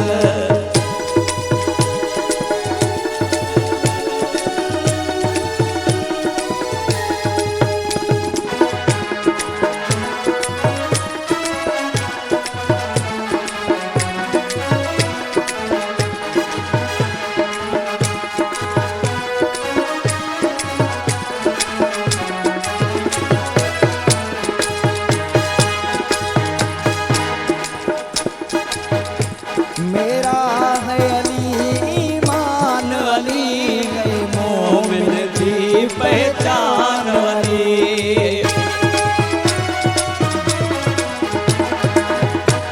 मेरा है अली ईमान, अली है मोमिन की पहचान अली। है मेरे लिए कुर्बान अली, है मेरे लिए कुर्बान अली। सांसों में बता है आली मदद। मेरे घर में सजा गाजी का अलम और दर पे लिखा है आली मदद। मेरे घर में सजा गाजी का अलम और दर पे लिखा है आली मदद।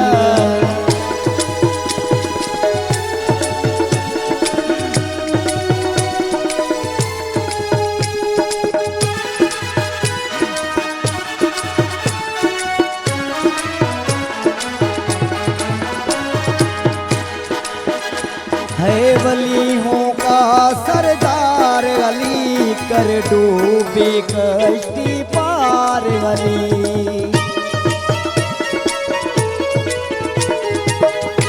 है वलियों का सरदार अली, कर डूबी कश्ती पार अली।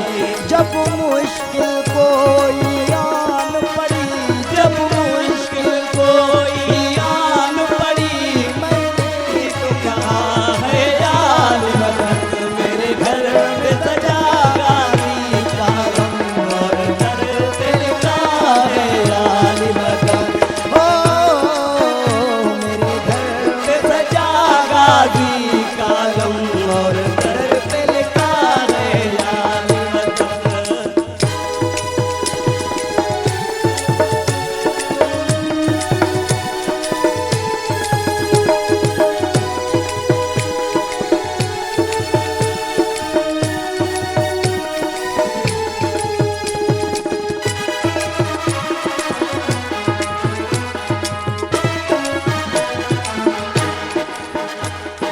पर हैदर की गवाही है ये कहता वहीद वफाई है।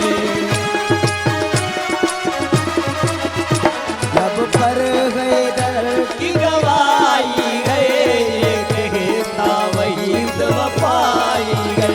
मुझे खौफ नहीं कोई महेशर का, मुझे खौफ नहीं कोई महेशर का, सीने पे लिखा है याद मदद, मेरे घर में सजा गाजी का आलम और सिर पे लिखा है याद मदद, मेरे घर में सजा गाजी का आलम और घर पे लिखा है याद मदद, मेरे सर पे साया पंजतन का, मेरे सर पे साया पंजतन का, सुबह शाम लिखा है यार मदद, मेरे घर में सजा गाजी का आलम और दर पे लिखा है यार मदद, मेरे घर पे लिखा है यार मदद। वाह वाह वाह वाह। सो हिते हिकिड़ो नंढड़ो शॉर्ट कमर्शियल ब्रेक आहे, मोटी ईंदासीं, कचहरी कंटिन्यू रहंदी, काॾे बि न वञिजो, ॾिसंदा रहिजो पंहिंजो प्रोग्राम सलाम सिंध। मुझे सिंध के सलाम सलाम सिंध, मुझे सिंध के सलाम सलाम सिंध। सलाम सिंध में हिकु बार वरी तव्हांखे भलीकार चऊं था। डॉक्टर साहब असां सां गॾु आहे ऐं सीने जी बीमारियुनि जो माहिर डॉक्टर आहे। डॉक्टर साहब पाण ॻाल्हि पई कईसीं टीबीअ जे हवाले सां, इन खां सवाइ कहिड़ा कहिड़ा मसइला, हाणे त चवनि था त कैंसर बि थिए थो, बल्कि घणे वक़्त खां इहो ॿुधूं था, छातीअ जो कैंसर औरतुनि में तमामु घणो थींदो आहे। जी बिल्कुलु, छातीअ जो कैंसर जेको आहे जंहिंखे असां ब्रेस्ट कैंसर चवंदा आहियूं, उहो बि इलाही आहे। सही। ऐं तव्हांखे ॿुधायां शायदि काफ़ी माण्हुनि खे ख़बर न हूंदी, आम माण्हुनि खे, त ब्रेस्ट में टीबी बि इलाही थींदी आहे। अच्छा जी, आम जेके सेंटर्स आहिनि उते घटि, पर मुंहिंजो ज़ाती तजुर्बो रहियो आहे त मां घटि 7 केस जेके आहिनि मां टीबी ब्रेस्ट जा बि ट्रीट कया आहिनि। ओहो, अच्छा अच्छा। ऐं हिकिड़ो केस जॾहिं कश्मीर में ज़िलज़िलो आयो, सही, 2005 जी ॻाल्हि आहे, अच्छा, त पोइ उतां काफ़ी जेका लॾ पलाण थी करे माण्हू जेके अफेक्टी हुया, उतां जा मुतासिरीन हुया, सिंध में आया ऐं मुख़्तलिफ़ ख़ासि तौर ते वरी कराची में बि आया।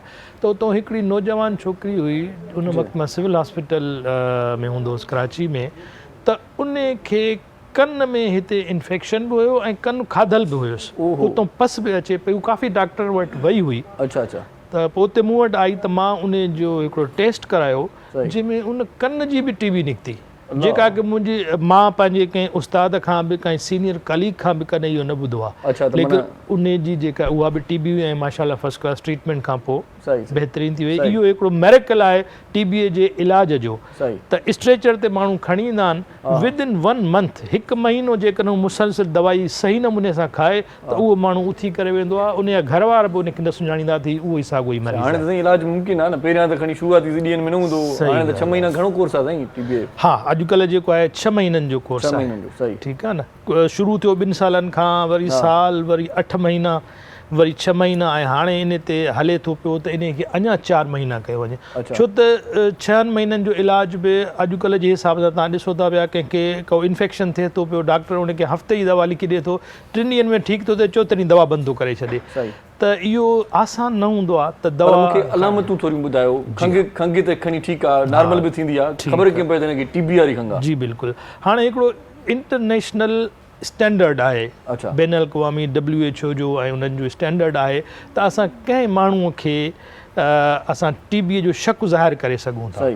उन लाइ हुननि पंहिंजो हिकिड़ो लेवल फिक्स कयो आहे त 2 हफ़्तनि खां वधीक जंहिंखे खंघि रहे ऐं आम इलाज करण जे बावजूदि उहा खंघि ठीकु नथी थिए त उन ते तव्हां टीबी जो शक करे सघो था ऐं पोइ टेस्ट करायो। टेस्ट बिल्कुलु आसान आहे, बलगम जो टेस्ट ॾींदो वञी। सम्झो न, हिकु ॻाल्हि ज़हन में हुजे त अक्सर माण्हुनि खे ख़बर आहे बलगम सां गॾु जेकॾहिं खंघि हुजे त ईअं सुकी खंघि हुजे त सुकी बि थी सघे थी, इहो ज़रूरी न आहे, इहो ज़रूरी न आहे। जेकर उनखे बलगम नथो अचे त मुख़्तलिफ़ ज़रा आहिनि। हिकु त असां उनखे कोशिशि कंदा आहियूं त चेस्ट फिजियोथेरेपी कराईंदा आहियूं, थोरो गरम पाणी पीआरींदा आहियूं ऐं बाफ़ ॾियाराईंदा आहियूं, त उन खां पोइ जेको अंदरि बलगम हूंदो आहे त उहो थोरो घणो नेरानो निकिरी ईंदो आहे। जीअं आम हिकु माण्हू जंहिंखे खंघि न बि आहे तव्हां ॾिसंदो सुबुह सुबुह जो उथंदो आहे त उनखे निड़ीअ में थोरो घणो बलगम फाथल हूंदो आहे। त इहो मोस्टली मोर देन 80% जेको माण्हुनि खे ईअं हूंदो आहे। पोइ उनजो टेस्ट कराईंदो जेको उहो नथो थिए उन में ॿियो तरीक़ो इहो हूंदो आहे त उहो ई बलगम राति जो सुम्हण खां पोइ मैदे में हलियो वेंदो आहे। हीअ जेके रतूबतूं आहिनि त पोइ असां इहो बि कंदा आहियूं त उहो तव्हां ॾिठो हूंदो जेका खाधे जी नालीअ में कॾहिं कॾहिं माण्हूअ खे जेको आहे नलकी विझंदा आहिनि खाधो पर पोइ असां नलकी विझी उन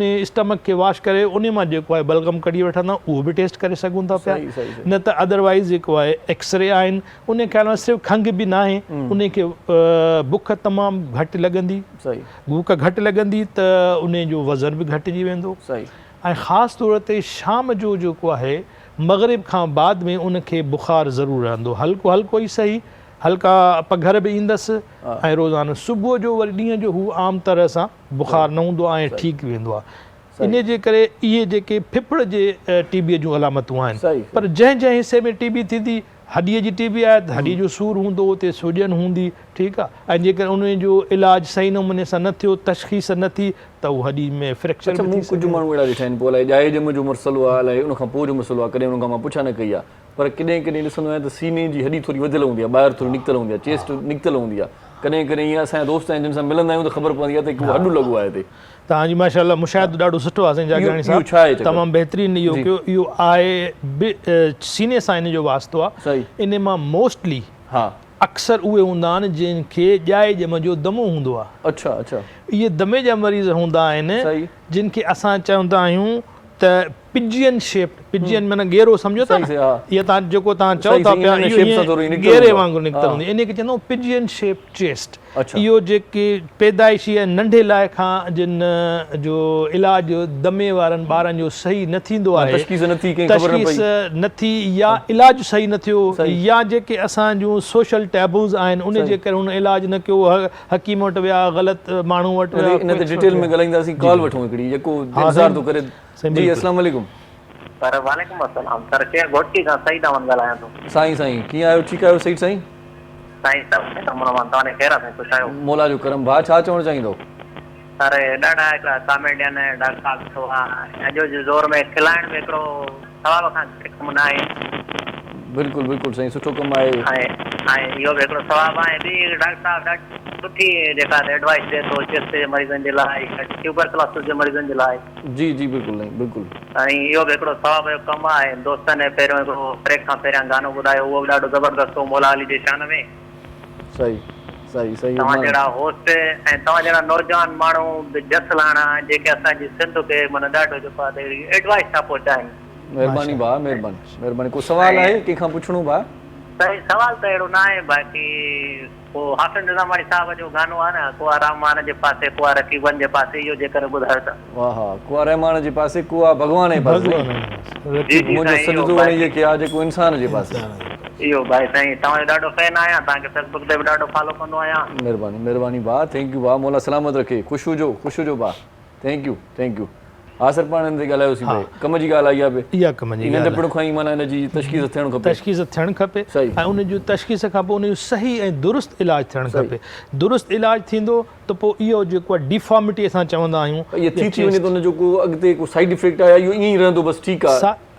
सही ॻाल्हि था कयो, साइड इफेक्ट त डेफिनेटली जीअं हिकिड़ो डिसफिगरमेंट आहे उहो त आहे, पर हिन सां गॾु को आर्ज़ो त न थींदो, ॿियो को आर्ज़ो आम तरह सां न थींदो आहे, सम्झो न, वॾो थी वेंदो आहे पोइ इहो आर्ज़ो ठीकु थियण वारो न हूंदो आहे। सही, माना बुरो ई लॻे थो, माना मुशाहिबत सुठी न लॻंदी, सुठी न लॻंदी। सही, त इहो त ऐं स्पेशली ख़ासि तौर ते जेकॾहिं मर्द आहे उहो त चलो ठीकु आहे, लेकिन का औरत आहे त उन खे त वरी अञा वधीक फील थींदो आहे। सही सही, उहा त बेज़ेब थी पवंदी। हा, हिकिड़े क़िस्म जी पंहिंजे हिसाब सां उहो जीअं चइबो body conscious as compare to gents, त फीमेल ज़्यादा हूंदियूं आहिनि, त न्याणी ॿार जंहिंखे असां चवंदा आहियूं, त पोइ इन जे करे बहितर इहो ई हूंदो आहे त उनजो सही जेकॾहिं इलाजु कयो वञे त इहा डिफॉर्मिटी न थींदी आहे। उन सही इलाज सां गॾोगॾु हिकिड़ी एडवाइस इहा हूंदी आहे त उन्हनि खे ख़ासि तौर ते विटामिन डी जूं सप्लीमेंट्स इंजेक्शन अॼुकल्ह अचनि थियूं। माउरनि जे लाइ छा सजेस्ट कंदो? माउरनि लाइ बि इहो ई फीड ॾियनि पंहिंजनि ॿारनि खे, इन सां उनजी सिहत बहितर रहंदी मुंहिंजे ख़्याल में। माशाल्लाह, इहा तव्हां तमामु सुठी ॻाल्हि कई। इहा मां हाणे शहरनि में इहो रिवाज घटि थी वियो आहे, चवनि था त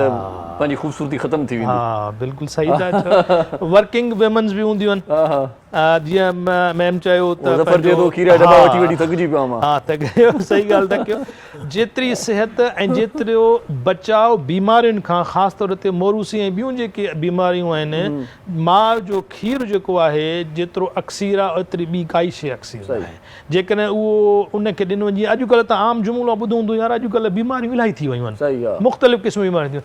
इन जे करे थी वञे, जीअं तव्हां सही ॻाल्हि कई त इन जे करे थी वियूं आहिनि त माउ पंहिंजे ॿारनि खे नथियूं पीआरनि। नंबर ॿी ॻाल्हि इहा अहम इन मौक़े जो फ़ाइदो वठंदे त ख़ासि तौर ते इहो माण्हुनि खे ज़हन में आहे त जंहिं औरत खे जेका पंहिंजे ॿार खे खीरु पीआरे थी या जेका प्रेग्नेंट आहे, उन खे जेकॾहिं टीबी थिए थी त पोइ छा था कनि त उहा पंहिंजे ॿार खे चवंदा त खीरु न पीआरे, मतां इनखे बि थी वञे, मतां इनखे बि थी वञे।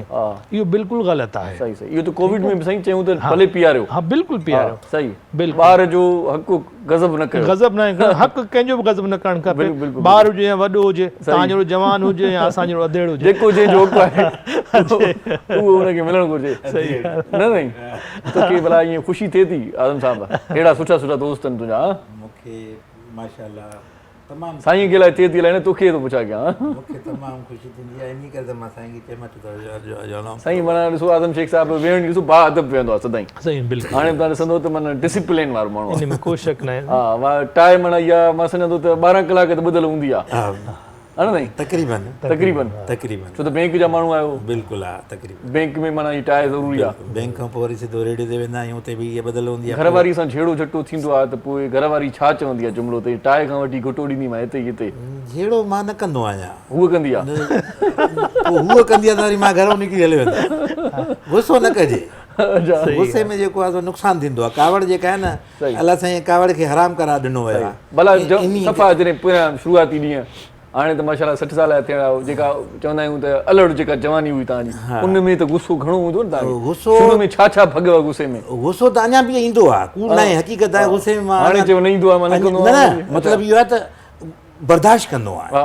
उन टाइम में गुस्से खे कावड़ खे बर्दाश्त कजे। ऐं कंहिं ईअं बि डॉक्टर चवंदा आहिनि जेकॾहिं तव्हांखे गुस्सो अचे बीठा आहियो त वेही रहो, ऐं तव्हांजो गुस्सो ईंदो आहे सिर्फ़ु 7 मिंट 5 मिंट 8 मिंट, ऐं उन गुस्से में 5-7 मिंटनि में माण्हू उहो को करे विझंदो आहे, पोइ वरी पछताईंदो आहे। इन्हीअ करे त कावड़ में माण्हू ख़ामोश रहे। मां त पोइ जेकॾहिं कावड़ ईंदी आहे त मां ॿाहिरि निकिरी हली वेंदो आहियां। तव्हांजी सिहत जो राज़ बि इहो ई अथव, तव्हां कावड़ न कंदा आहियो? न कंदो, घटि। हा न तमामु हिकिड़ो हूंदो आहे कावड़ ऐं तीसो जेके कंदा आहिनि न, उहे मूजड़ा हूंदा आहिनि जेके लाश लॻा पिया। जेके कावड़ तीसे सां माण्हू अहिड़ो थिए थो त पोइ असां बि शुरू कयूं। ईअं थिए थो। आपको गुस्सा आता है जी? अभी तो आ रहा होगा कि मुझसे बात नहीं करे, इनसे ही बात किया जा रहा है। नहीं नहीं ऐसी बात नहीं है। इन पे आ रहा है वैसे? नहीं क्यों आएगा? नहीं आएगा। वो बहुत अच्छी बातें कर रहे हैं।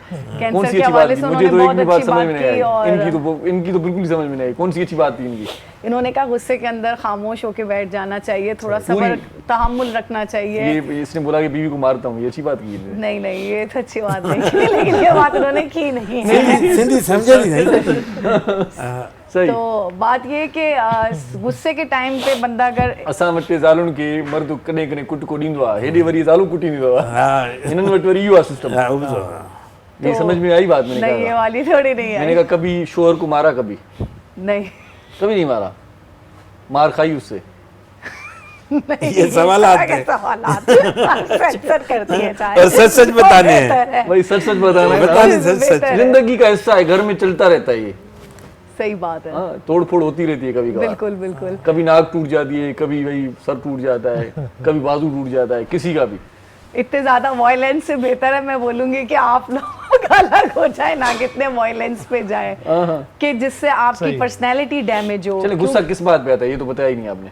गुस्सा किस बात पे आता है? देखिए वैसे देखा जाए तो इमोशनली फीमेल्स के अंदर अल्लाह ताला ने सब्र एज कम्पेयर टू मेल्स जो है वो थोड़ा सा ज़्यादा दिया है, और उसका एक रीज़न ये भी है कि जो हमारा ट्रेडिशन है पाकिस्तान का या कल्चर है, उसके अंदर जब बच्ची पैदा होती है तो तब से उसको जो घर वाले हैं वो उसकी ट्रेनिंग ऐसी करते हैं कि उसको बर्दाश्त करनी होती हैं बहुत सारी बातें, तो उसको ट्रेनिंग में ही इस तरह की चीज़ें फीड की जा रही होती हैं कि तुम्हें बोलना नहीं है, तुम्हें जवाब नहीं देना, तुम लड़की हो, तुम्हें ये नहीं करना। मर्द के ऊपर 100 माफ है, बाहर जाके जो करके आ जाए, सही वो काला कर ले, वो मर्द है, उस पर जायज है। लेकिन सारी पाबंदी और सारी इज्जतों का ख्याल जो है वो औरत को रखना होता है। तो बात सारी है कि वो ट्रेनिंग जो एक बैकअप से मिल रही होती है बर्दाश्त की और सब्र की, उसमें तुझे ला चाहिए उसमें जो है मैं कहूँगी उसमें मैं कहना चाहूँगी कि औरत के अंदर जो है वो सब्र का मादा ज़्यादा होता है। लेकिन अगर पर्सनली मेरी बात करेंगे तो मैं एक दफ़ा आजमाती हूँ, 2 दफ़ा आजमाती हूँ, 3 दफ़ा आजमाती हूँ, फिर उसके बाद खामोशी इख्तियार करके अपने आप को जहाँ से मुझे तकलीफ मिल रही हो साइड कर लेती हूँ। तो मैंने ये देखा है कि कुछ लोग तो ऐसे होते हैं कि अगर आप गैप दे देना, आप कुछ लोगों से मिल रहे हैं, कुछ फैमिलीज हैं, आपका इंटरेक्शन है या दोस्त हैं, स्पेस लाजमी है, आप स्पेस दे दें। अच्छा, आप स्पेस दे दें। अच्छा, ये कहते हैं कि स्पेस देने से रिश्ते टूट जाते हैं, खत्म हो जाते हैं। जो आप स्पेस देते हैं वो स्पेस कोई और आके भर जाता है, ये भी होता है कभी कभार। अगर ऐसा होता है तो ऐसा हो जाए तो ज्यादा बेहतर है क्योंकि उस मोमेंट पे आप उसको सही करने जाएंगे, वो चीजें सही नहीं वो तो देखिए अच्छाई के लिए स्पेस दे रहा है कि भाई 2-4 दिन मामला ठीक हो जाए। 2-4 दिन नहीं, मैं कहती हूँ महीना भी आप स्पेस दे दें, महीना 2 महीना भी स्पेस दे दें। अगला अगर इंसान का बच्चा होगा या इंसान की बच्ची होगी तो वो रियलाइज करेगा कि यार फॉल्ट क्या थी। टाइम के साथ साथ उसको आपकी अच्छाइयाँ जो आपने की होंगी वो याद आएंगी।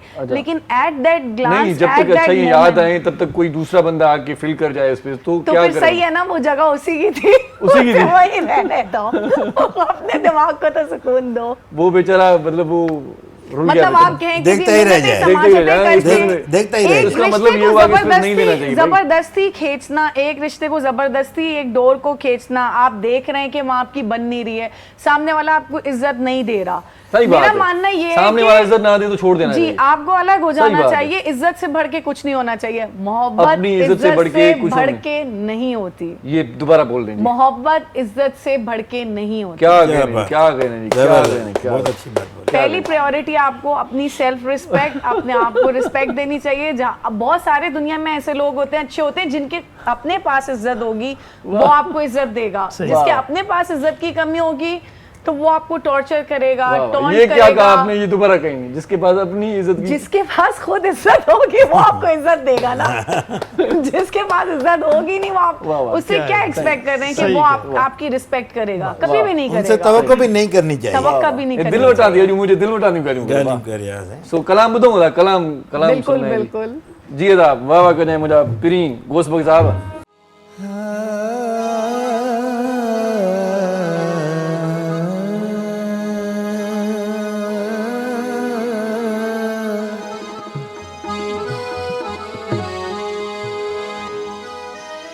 सभई दर्द लिकाए छॾिया से जी अंदर,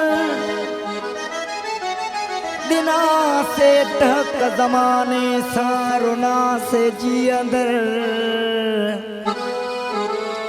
कॾहिं न वात ते आंदुम सितम अज़ीज़न जा फेराए वेड़े सथे से रखिया मूं जी अंदर।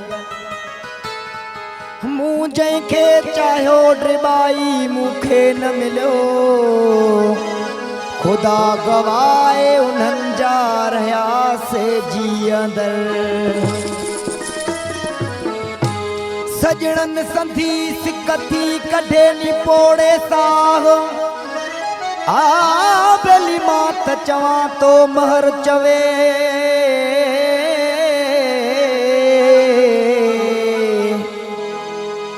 सजणनि संधी सिक थी कढे नी पोड़े साह, मां त चवां तो महर चवे आणे शाल अलाह।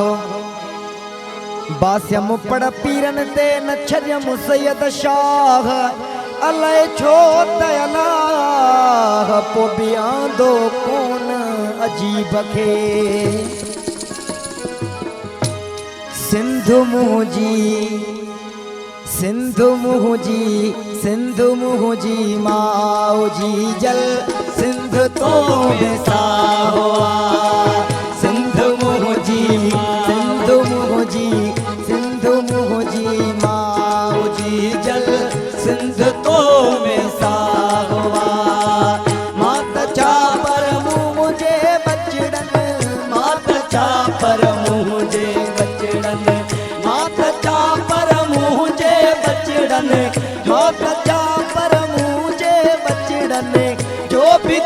साचा हुआ सिंध मुझी सिंध मुझी सिंध मुझी माओ जी जल सिंध तो मिलता हुआ सिंध मुझी माओ जी जल सिंध तो मिलता हुआ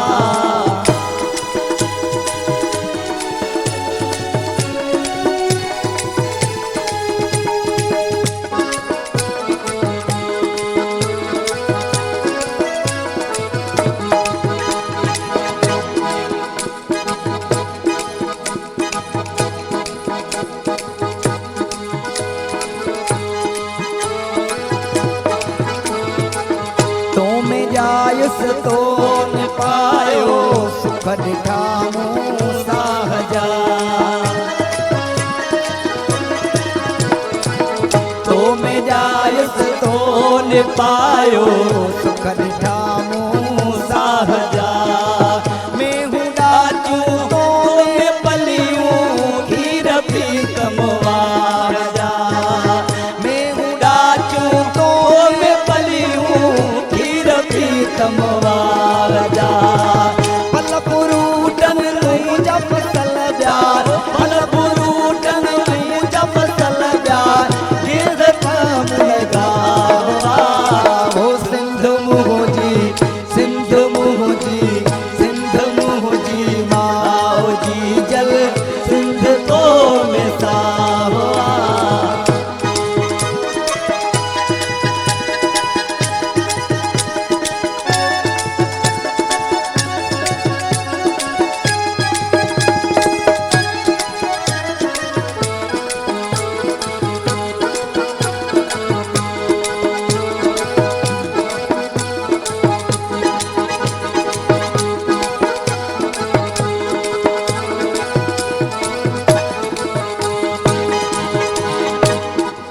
सिंध सांगे वग सिंधुअ खे तो कयो आबाद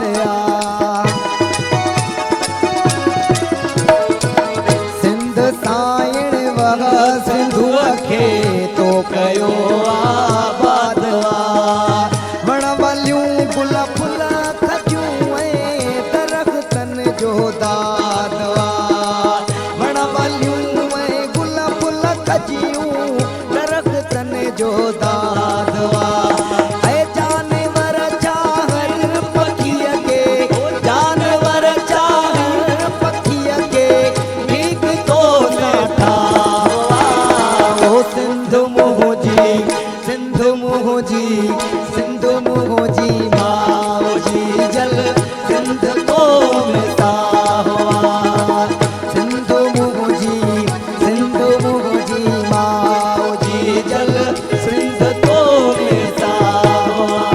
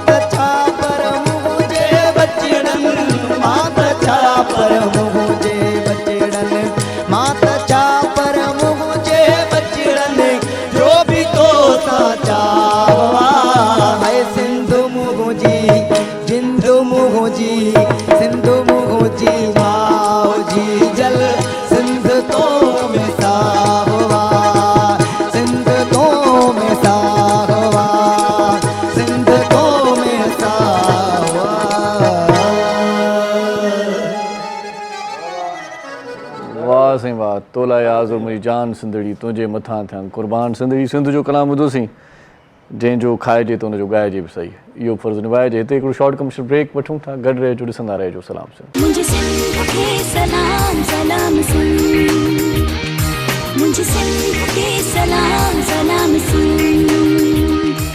सलाम सिंध में एक बार वरी तव्हांखे भलीकार चऊं था। ख़ुशामदी प्रोग्राम जा आख़िरी लम्हा आहिनि, आख़िरी लम्हनि खे सकारतो कंदासीं। मस्ती मज़ाक़ जो असांजो ज़फ़र ॾिसण चवंदो आख़िरी लम्हनि में रुॻो मस्ती हुजे, मज़ाक़ हुजे, अदा हज़ुर कयूं था, बड़ी चटो ज़रूरी आहे।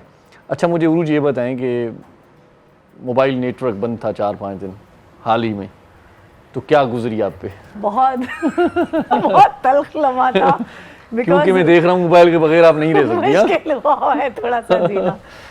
सांस घुट रही थी। हाँ, ऐसा फील हो रहा? फेसबुक कह लें आप, इंस्टा कह लें और टिकटॉक कह लें, जब तक टिकटॉक के वीडियोस नहीं देखती मुझे नींद नहीं आती। अच्छा, वो एक अलग बात है। अच्छा, ये भी पता था कि नेटवर्क नहीं खुलेगा, फिर भी मोबाइल देखते रहते हैं लोग। हाँ, ये पता होता है कि भाई नहीं आने वाला नेटवर्क, वो इंतजार होता है ना कि कब आएगा, बिकॉज एक हैबिचुअल हो गए हैं, एक आदत बन गई है, कह लें पूरी आदत बन गई है। पहले फोनों के बगैर भी रहते थे लोग, मतलब, लेकिन ये कि अब कुछ इस तरह का सीन हो गया है कि प्रेजेंट में होते हुए भी फिकर जाए। चले नेटवर्क ऑन हुआ, खुल गया, तो फिर क्या खुशी की इंतहा क्या थी? क्या किया पहले? किसको फोन किया, मैसेज किया, कोई मतलब किसी को ट्रीट दिया, ट्रीट ली? नहीं, ऐसा कुछ भी नहीं किया। जोर से चिल्लाया। ये इसी ने तो डांस की थी भाई। बता, अगर कहीं जाना आना हो तो मुझे तो रास्ते नहीं आते, मैं तो लोकेशन पे चलती हूँ, व्हाट्सएप पे मंगा लो, यहाँ भी आने से पहले मैंने लोकेशन मंगाई है। जबकि पहले भी नहीं चला। तो बहुत सारी चीजें हैं ना, फवाइद तो है ना आपके इंटरनेट के। और 3-4 दिन मुसलसल नहीं चला तो रास्ते अलग बंद, फिर हालात कहाँ के सही हैं कहाँ के नहीं सही, यू नेवर नो। तो निकलना एक मुश्किल और एक अजाब, एक जिंदगी आपकी रहती है। अच्छा, ये इस तरह से ये कह लें कि भाई मुल्क के हालात खराब थे, दिल के हालात भी खराब थे, दिल के हालात भी खराब, घर के हालात भी खराब थे, बिल्कुल ऐसा ही, ज़हनी हालात भी खराब ही थे, ऐसा ही समझ, चिड़चिड़ापन हो गया था। नहीं, अब इतना भी नहीं हुआ। लाइक समहाउ आपका फोन का नेटवर्क तो चल रहा था, जब तक उस पे गुजारा कर लिया। सही। लेकिन ये कि व्हाट्सएप जो है, नहीं, ज्यादा बात करने से बंदा इरिटेट होता है, फोन कान पे रखा हो ना, मेरे ख्याल से। हाँ, ये मेरी कह रहे हैं, ज्यादा बेहतर रहता है मैसेज कि भाई बर्दाश्त कर लेता है बंदा, शॉर्ट मैसेज बर्दाश्त कर लेता है, बिल्कुल। बात करना भी घंटों बाद या 1 घंटा आधा घंटा जो अमूमन बात करते हैं रिश्तेदारों से, लोग रिश्तेदारों से कह रहा हूँ। हाँ, इतना आजकल वैसे टाइम भी नहीं है रिश्तेदारों का, बहुत कम होता है कि लोग एक दूसरे को पूछ लेते हैं इतनी देर। ये एक पुराने जमाने होते थे, उसमें आजकल और भी दोस्त हैं जो सर फसादात बहुत ज्यादा होते थे कि खाला का फोन आ गया, वो पूरी स्टोरी अपने घर की सुना रही है और आपकी पूरी स्टोरी ले रही है, फिर आपको मशवरे दे के आपके घर में मजीद फसाद। अच्छा, हालत तो तब होती है कि आपका फोन हो, किसी ने आपको कहा हो कि घर में फिलां बंदे से या बंदी से बात करवाएं थोड़ी सी, आपने फोन दिया, उसमें सबसे ज्यादा चिड़चिड़ाहट होती है। अच्छा, वो फरमाइश आती है, अब उसको दो, उनके फोन पे डायरेक्टली कर ले भाई, मेरे फोन को जोड़ लिया, अल्लाह के वास्ते। वही बात कर रहे हैं। सबसे मजे की बात ये, मेरी वालदा जो है वो फोन कैरी करती है, लेकिन वो फोन उठाती ही नहीं है। अच्छा, उनकी बड़ी बुरी मतलब पुरानी उसकी प्रैक्टिस है कि लाइक वो ज्यादा फोन अटेंड नहीं करती। और मुझे इस चीज पे गुस्सा आता है कि फोन करे बंदा, तो मैं पहली बेल पे उठाती हूँ, लेकिन अम्मी को करते रहो, उनका कहीं पड़ा हुआ होगा, बोलेंगी पता नहीं था मुझे। अच्छा, वो ये होता है फिर खाला मुझे पूछेंगी, कहीं पर रख दिया ना, वो भूल जाती है, करके पूछेंगे। हाँ, बिल्कुल। तो और फ्रिज के ऊपर पड़ा होता है, तो सब मुझे पूछ रहे हैं कि तुम्हारी माँ कॉल क्यों नहीं उठा रही। सही बात है। तो ये बड़े मसले होते हैं, अपने अपने फोन इस्तेमाल किए जाए तो सबकी अच्छी बात। आजकल ये भी आदत अमूमन सब में है कि फोन साइलेंट होता है सबका, तो पता नहीं होता कि कॉल आ रही है। मेरा तो कभी अभी फिलहाल चोरी होता है तो फिर मिलता भी नहीं है फोन। प्रोफेशनल लोग कैसे रख सकते हैं साइलेंट पे? वंस यू हैव टू मतलब आंसर, जब आप प्रोफेशनली किसी भी फील्ड में, जैसे डॉक्टर साहब के पेशेंट्स की कॉल्स आ रही होंगी, मैं प्रोफेशनली बैंकर रही हूँ, मेरे क्लाइंट्स हैं, ऑफिस हम तो भाई रखते हैं, कभी भी आने और आ सकते हैं, इसलिए फोन साइलेंट होना चाहिए। हाँ, वो आपके प्रोग्राम की तो रिक्वायरमेंट है, बट ये कि मेरे थोड़ा सा जो फील्ड है वो डिफरेंट है। प्रीवियसली मैं प्रोफेशनली बैंकर हूँ, उसके अलावा जो है बैंकर दिखने में टैंकर है। पूरे सिंध से मैं कन्वीनियर हूँ वुमेन एम्पावरमेंट डेवलपमेंट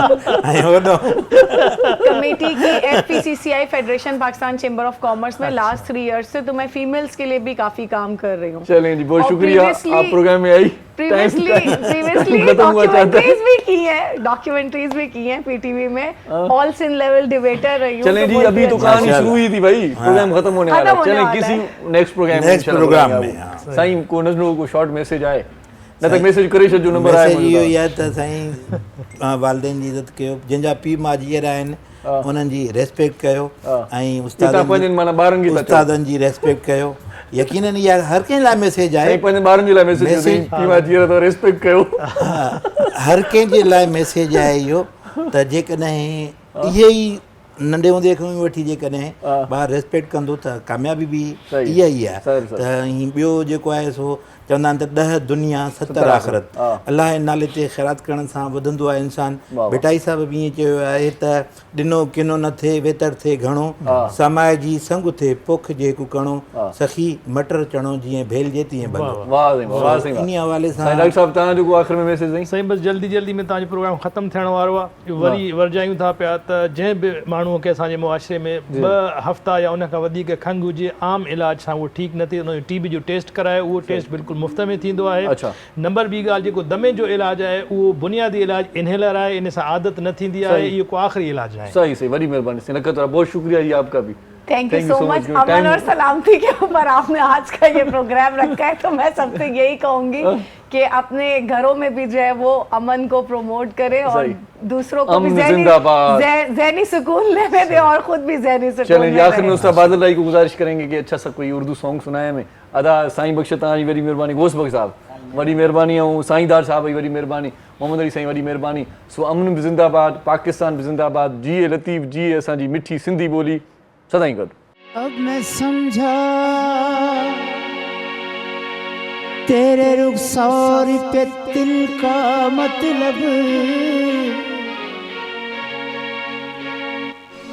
अब मैं समझा तेरे रुखसार पे दिल का मतलब, इसका मतलब है इन्ना लिल्लाहि व इन्ना इलैहि राजिऊन। दौलत हुस्न पे दरबान बिछा रखा है,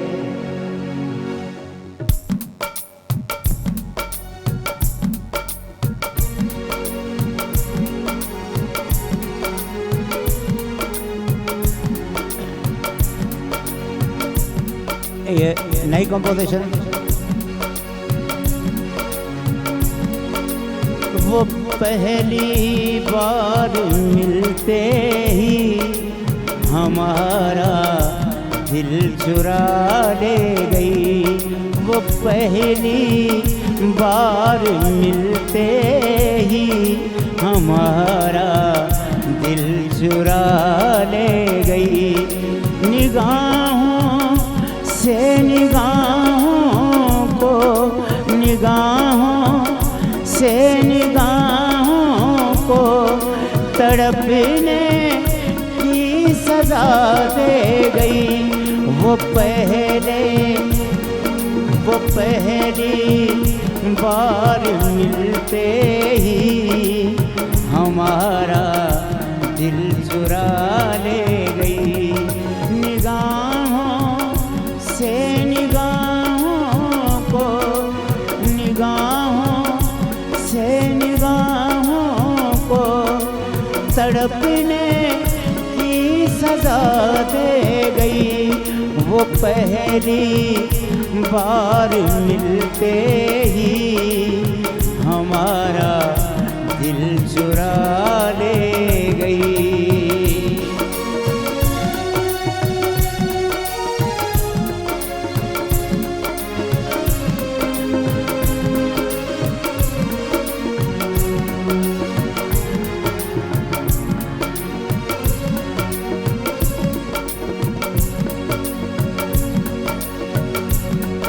हमारा दीन वो बन गई, वो ही मान भी बन गई,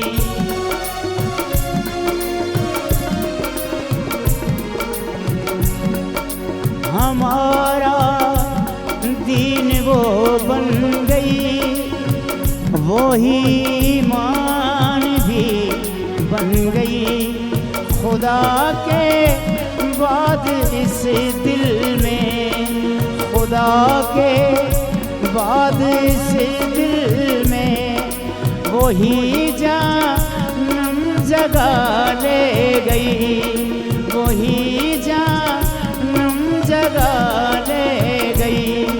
वो पहली बार मिलते ही हमारा दिल चुरा ले गई।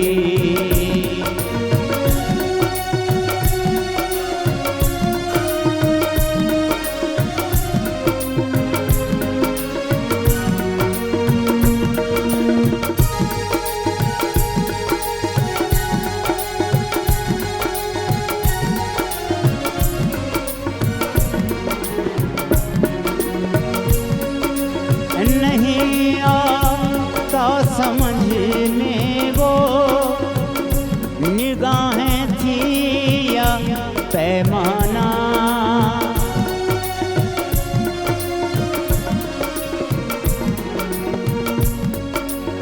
नहीं आता समझ में वो निगाहें थी या पैमाना। मुझे मत होश करके वो, मुझे मत होश करके वो मेरी नींदें उड़ा ले गई, मेरी नींदें उड़ा ले गई।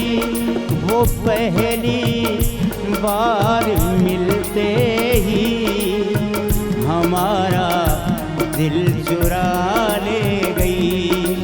निगाहों से निगाहों को तड़पने की सजा दे गई। वो पहली बार मिलते ही हमारा दिल चुरा ले गई।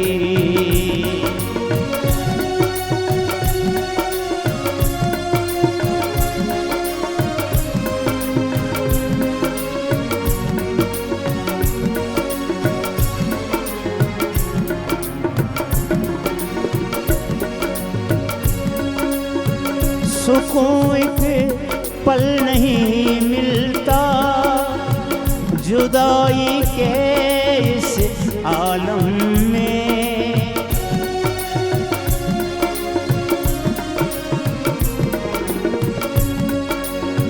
सुकून एक पल नहीं मिलता जुदाई के इस आलम में। ओस्मा आदमानी को, ओस्मा आदमानी को वो दिल भी वो देवी क्या से क्या दे गई। ओस्मा आदमानी को वो देवी क्या से क्या दे गई। वो पहली बार मिलते ही हमारा दिल चुरा ले गई। निगाहों से निगाहों को तड़पने की सजा दे गई। वो पहली बार मिलते ही हमारा दिल चुरा ले गई, हमारा दिल चुरा ले गई। मॉर्निंग शो सलाम सिंध जा तमाम एपिसोड्स ॾिसो हाणे HD क्वालिटीअ में। विज़िट करियो असांजो YouTube channel Sindh TV HD।